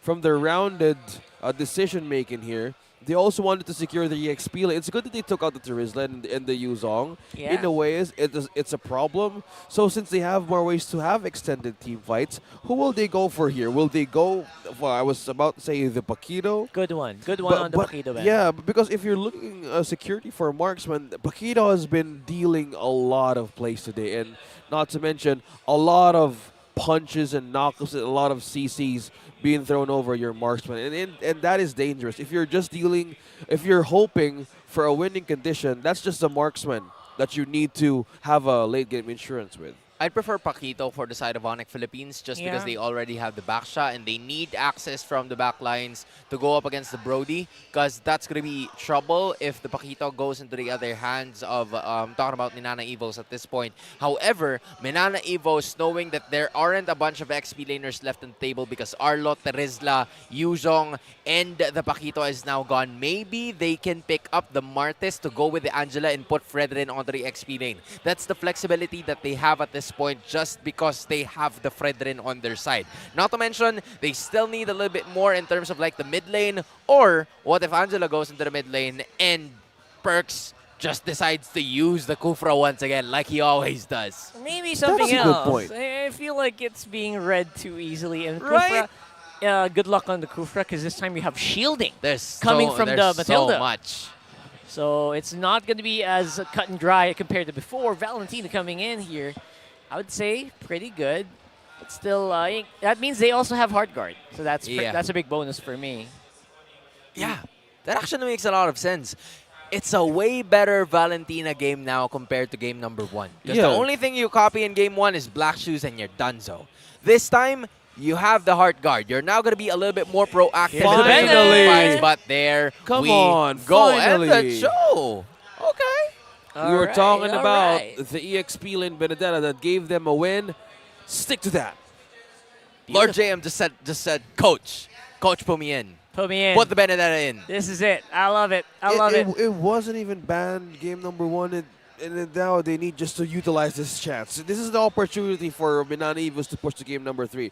With the Cho at hand, how do you think of that? This now balance things? You were expecting kind of a Kufra to mostly give out that setup, because yes, the Angela could aid that longer team fights and follow-up, but with the setup of ONIC Philippines, how do you put him in a corner and burst everything down? It feels easier because no one actually can block the Cho or negate the Cho except for the...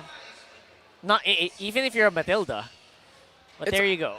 It's also a tricky part coming in from the show because the timing is going to be of the essence, especially if you want to stop the back shield unity. We're starting to see the draft index right now, and again, Rockhard was mentioning that it's more of like a well-rounded lineup coming in from the side of ONIC Philippines. But if you take a look at the sustaining factor, just because the Angela is there, it's leaning onto the side of MNNE Evos. However, ONIC Philippines can just easily copy the hard guard and you do the same thing as well. So it's really going to be up to execution at this point. That's something that the index doesn't show. The Valentina's possibilities of the situational moments, right? Yeah, giving more sustain as well. So let's see if that's going to be a factor coming in this game. I would say that Lancy should have a better time here. Or no, rather, yeah, maybe. I think better time.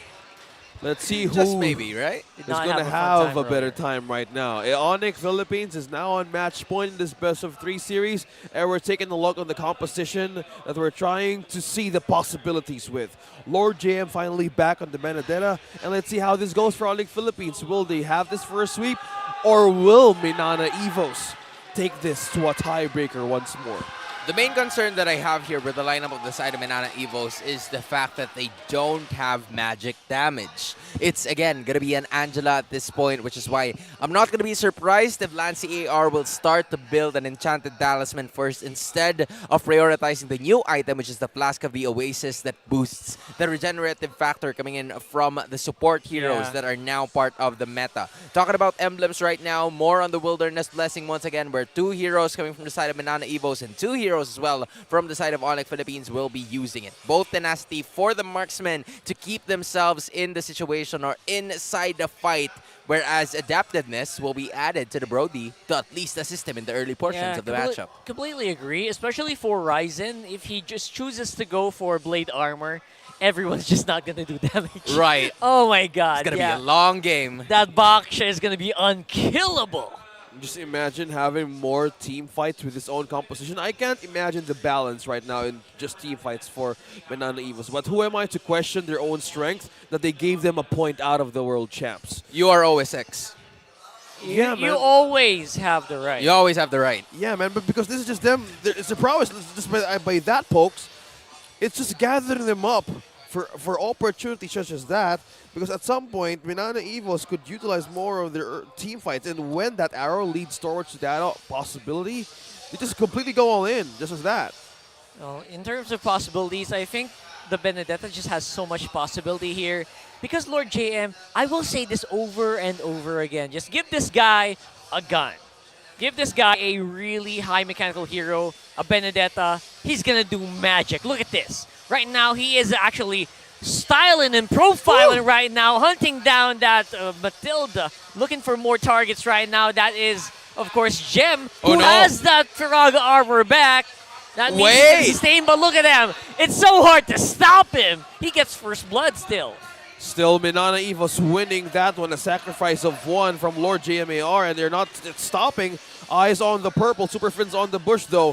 Brusco dropping low on health as well. So it's clear the Tigers slowly winning early game, Hans. Lord JM just means just move, right? Lord just move at this point.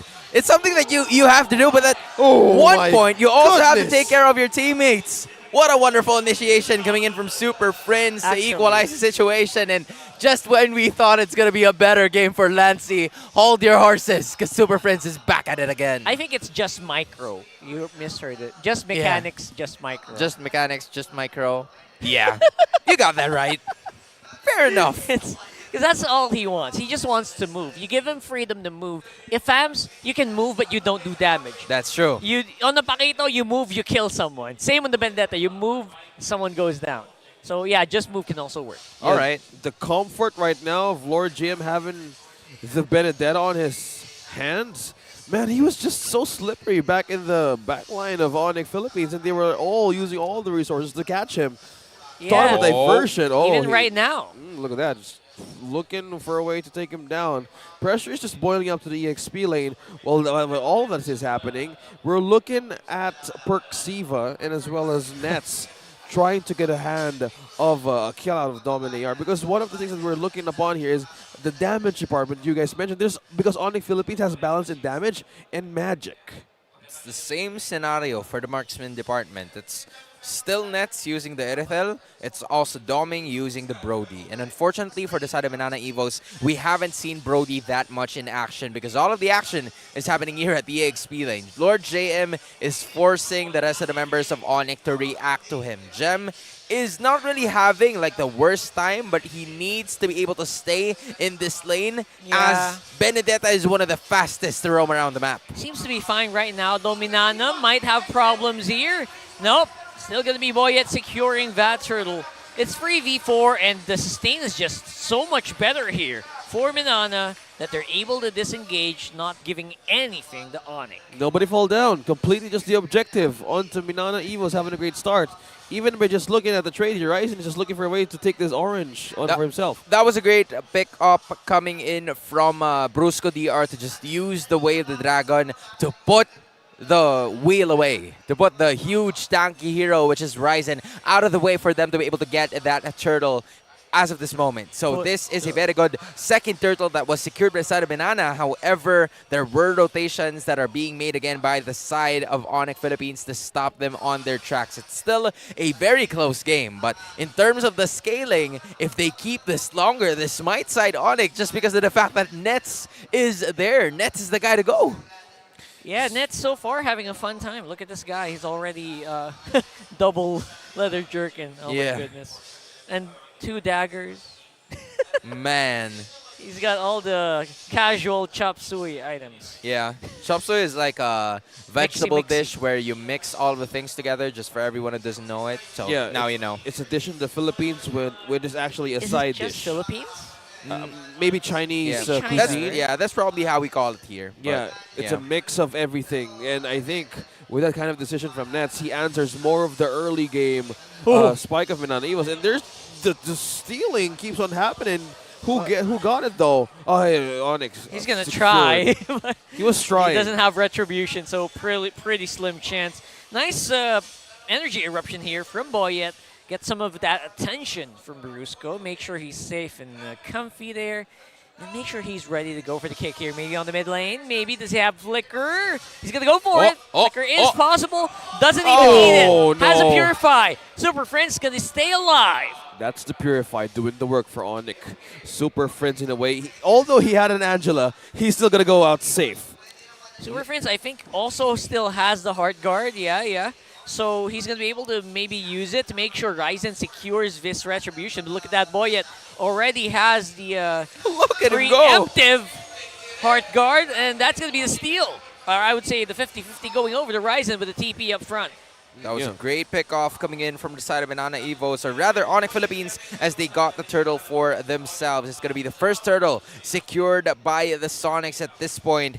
But again, a return of gameplay. This time, it's MNNE EVOs who's actually giving a dose of Onyx medicine to ONIC themselves, because they're finally getting the first turret of this matchup, and this is something that, MNNE hasn't done in game number 1. They weren't able to translate those skills, or maybe even when the kills weren't happening, if ONIC exhausts most of their resources, then that's the time for MNNE to at least get a bunch from the other sides of the map, get more turrets, get more jungle objectives, and it's nice that they're finally doing that. However, ONIC made sure to back it up with their very own up top. That's the reset kicking in for the Neon Tigers, getting a chance here for ONIC Philippines.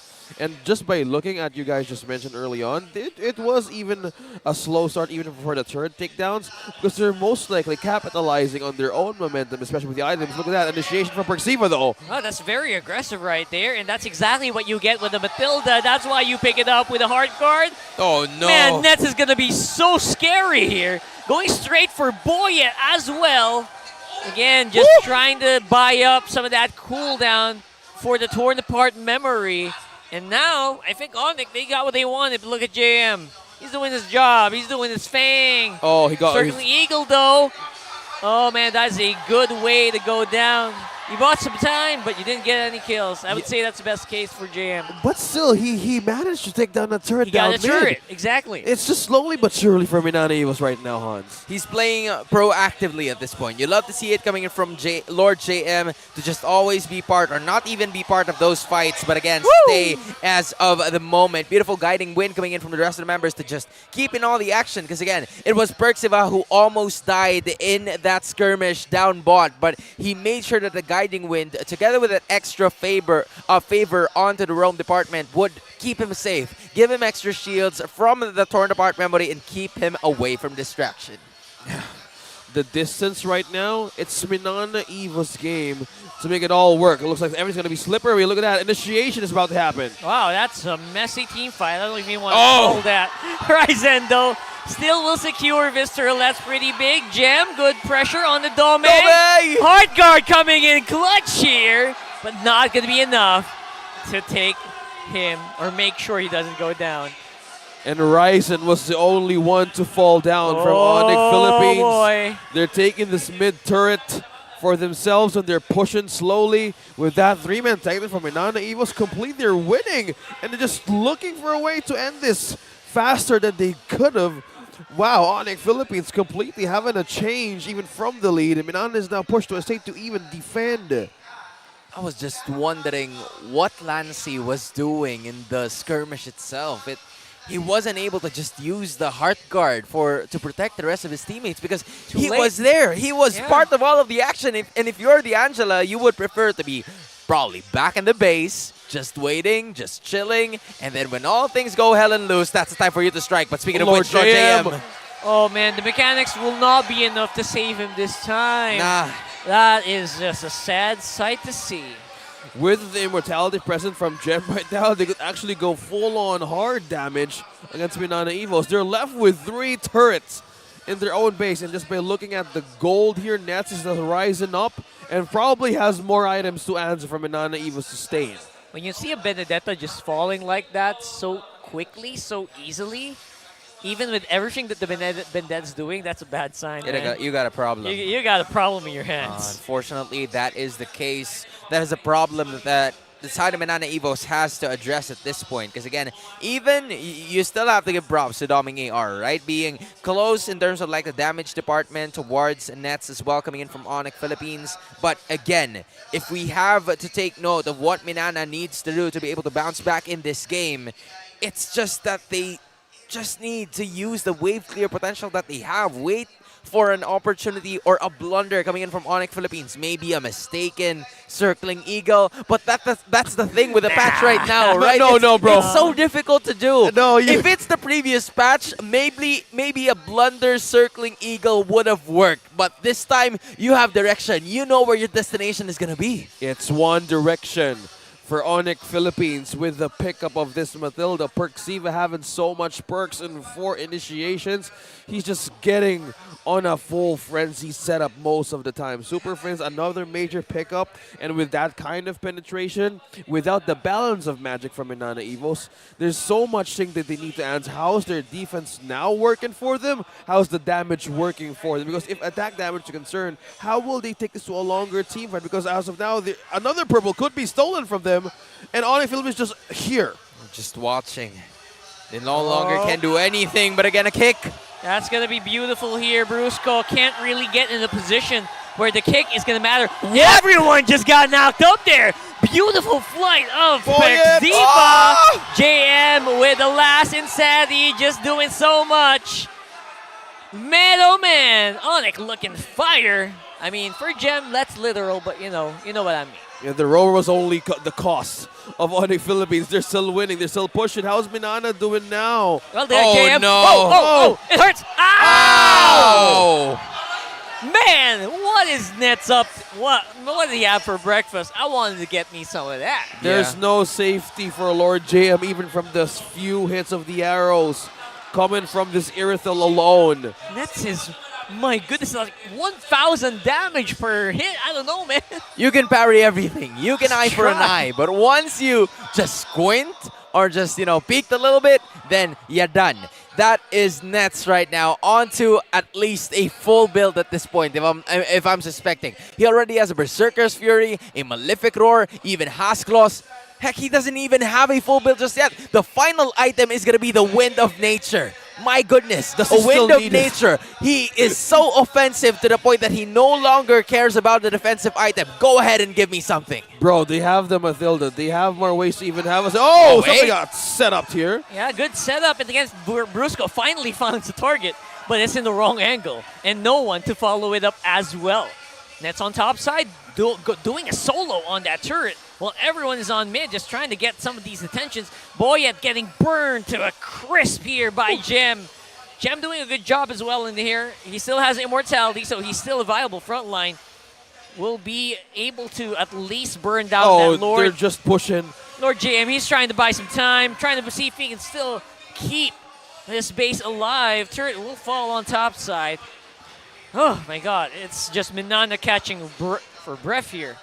Okay, how will they even hold this? ONIC ONIC Philippines just pushing, looking for a way to just take this final turret down against MNNE EVOS. How's the defense now? How can they even hold this? Is there even a way, Hans, right now, to just even a chance? But hold that thought. I'm not going to go through it again. Everyone!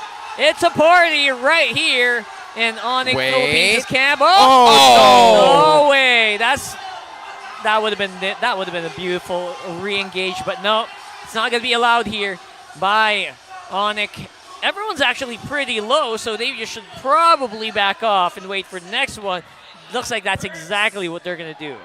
But they're so strong at this point. They're Bro. 10.2k in. So they just, you know, it was already at least like there were no minions in like the next 5 to 10 seconds, but they just stayed there to prove a point to the side of MNNE EVOS that, hey, you can use your torn apart memory. We're not going to care about anything because we're already leading. And we also have Nets, who has 13,545 and probably a lot more still growing at this point. Doming also has an entirely full build right now with a Demon Hunter sword together with a Rose Gold Meteor to just give an immense amount of shield once the HP goes down to a bottom. But Rockhard is right.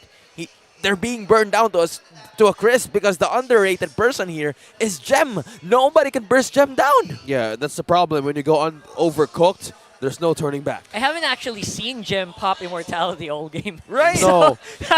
He's just there. I think it's just completely insurance for him, just in Yeah. case I'm going to be the first target. But Perksiva, man, all of the things he's just initiating. Oh my goodness, Perks. the distance! Is this the blunder you're talking about, OSX? Might as Because well. that was a huge one. Oh, wait. That's here doing some good damage, but of course that shielding from Lancy is actually massive. Wow. All right, so it's going to be the re-engage here, blocking it up front. Nets is still at the back. He's still doing good Prince. with the heavy crossbow. But they're running out Boy of at ultimate. AR. Boy at AR, he's burned. Finally, There's the Emo. immortality is used up. But, and again, he is going to have some problems. The backline's looking really thin here for ONIC. Oh my goodness, JM's still going. JM's still going. He's still going. Somebody stop this guy. He can't He stop wants- him. Stop He him. wants everything. The base, though! Oh, the base. MNNE EVOS, check Someone your has base! to go back. You gotta go. Someone has to Minions. go back. The minions! Go ladies and back gentlemen. right now. Guys, go back. Oh my Base, goodness. Go back.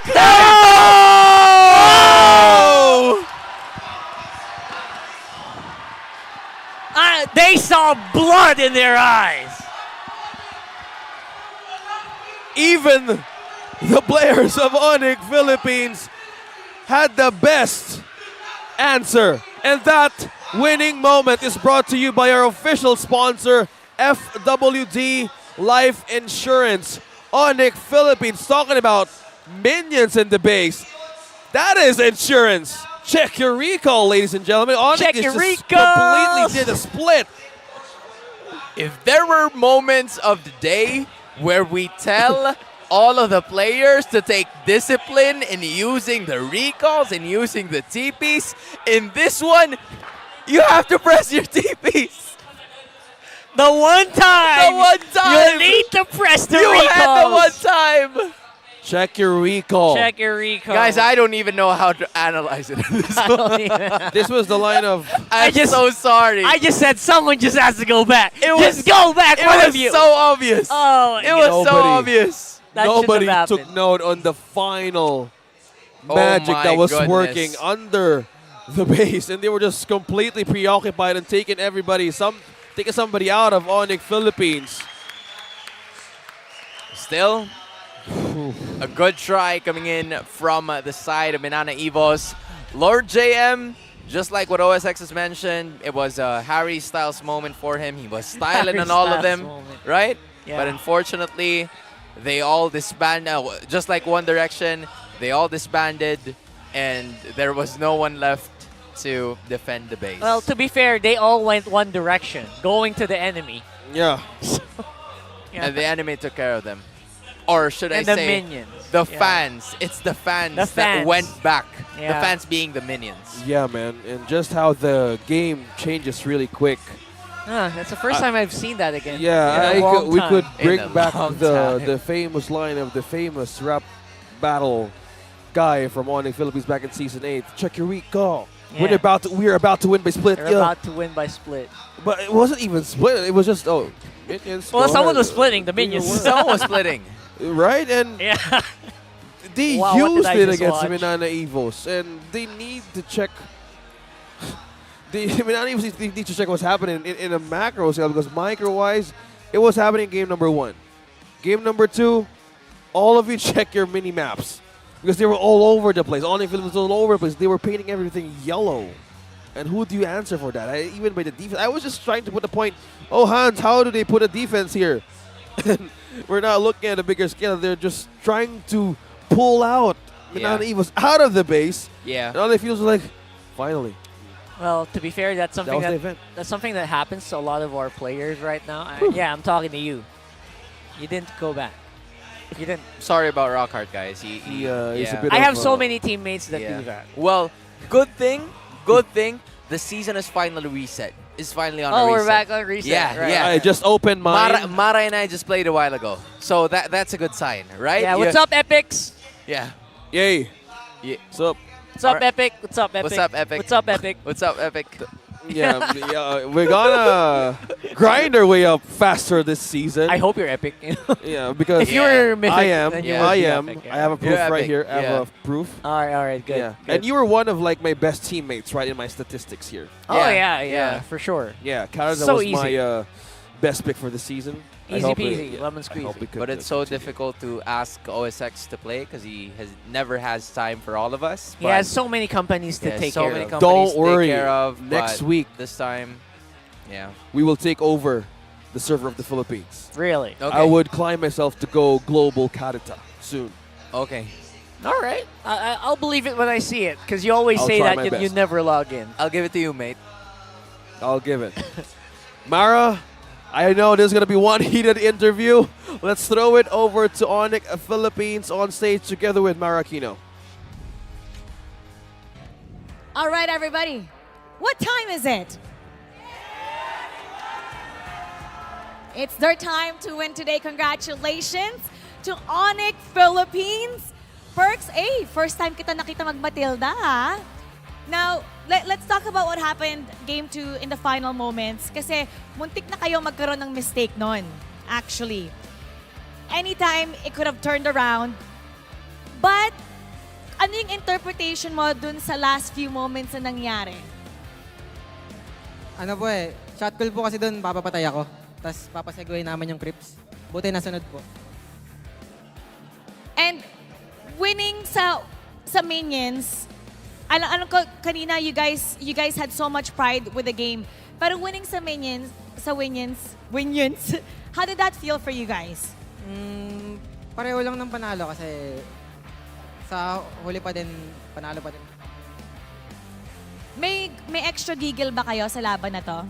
Siguro yung mga kampi ko lang kasi pati ako kasi nung amateur tinalo din nila ako tapos wala akong bawi. Kaya siguro dito na ako nakabawi sa MPL pa. And you're doing so good. You're doing so good, Perks. Congratulations. Pero meron pa akong isang iniisip na gustong bumawi din for tomorrow, Ryzen. Bukas, makakatapat mo ang dati mong koponan, Smart Omega. Matagal mo na ba itong hinihintay? Opo. Gusto ko nga, unang laban namin sila agad eh. Sila agad yung gusto mo. Ano yung nasa isip mo? Bakit sila agad? Ano yung nasa isip mo tungkol sa Omega? Wala, gusto ko talaga sila durugin. Yung pinakaunang dudurugin ko, sila agad. Meron ka bang mensahe sa specific someone sa Omega or sa buong koponan? Sa buo na po sila. Okay, anong gusto mo sabihin? Galingan nyo bukas, pagandaan nyo ako. And for sure, they'll do exactly that. And now it's time to announce the match MVP. Let me hear some names.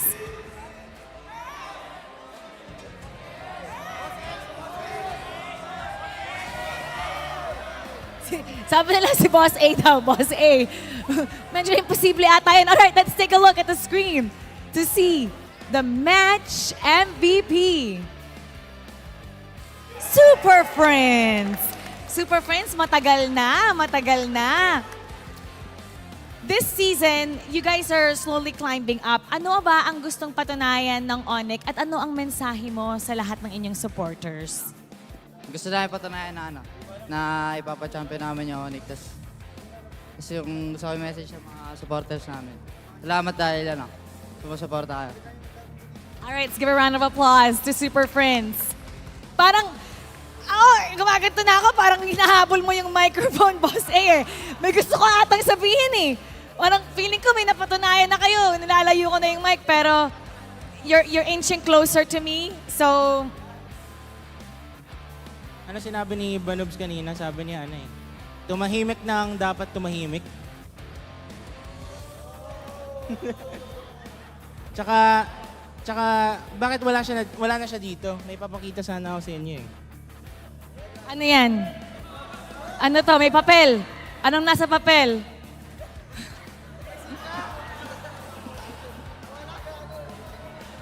Ano to?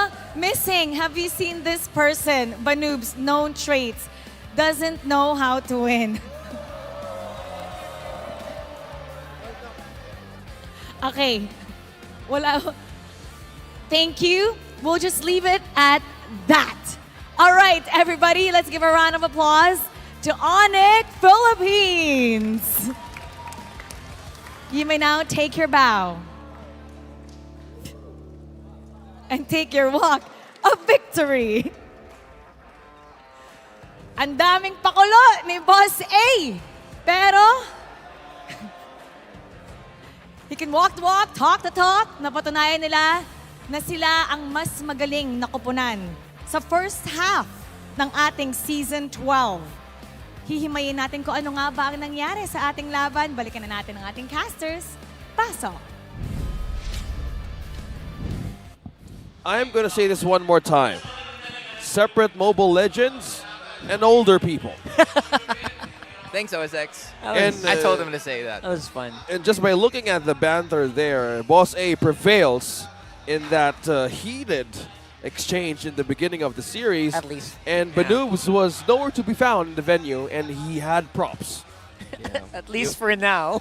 For now. For the first half. I mean, it's all fun and games here, but we have to remember we're running on a point system here, so your team better back it up for the rest of the journey.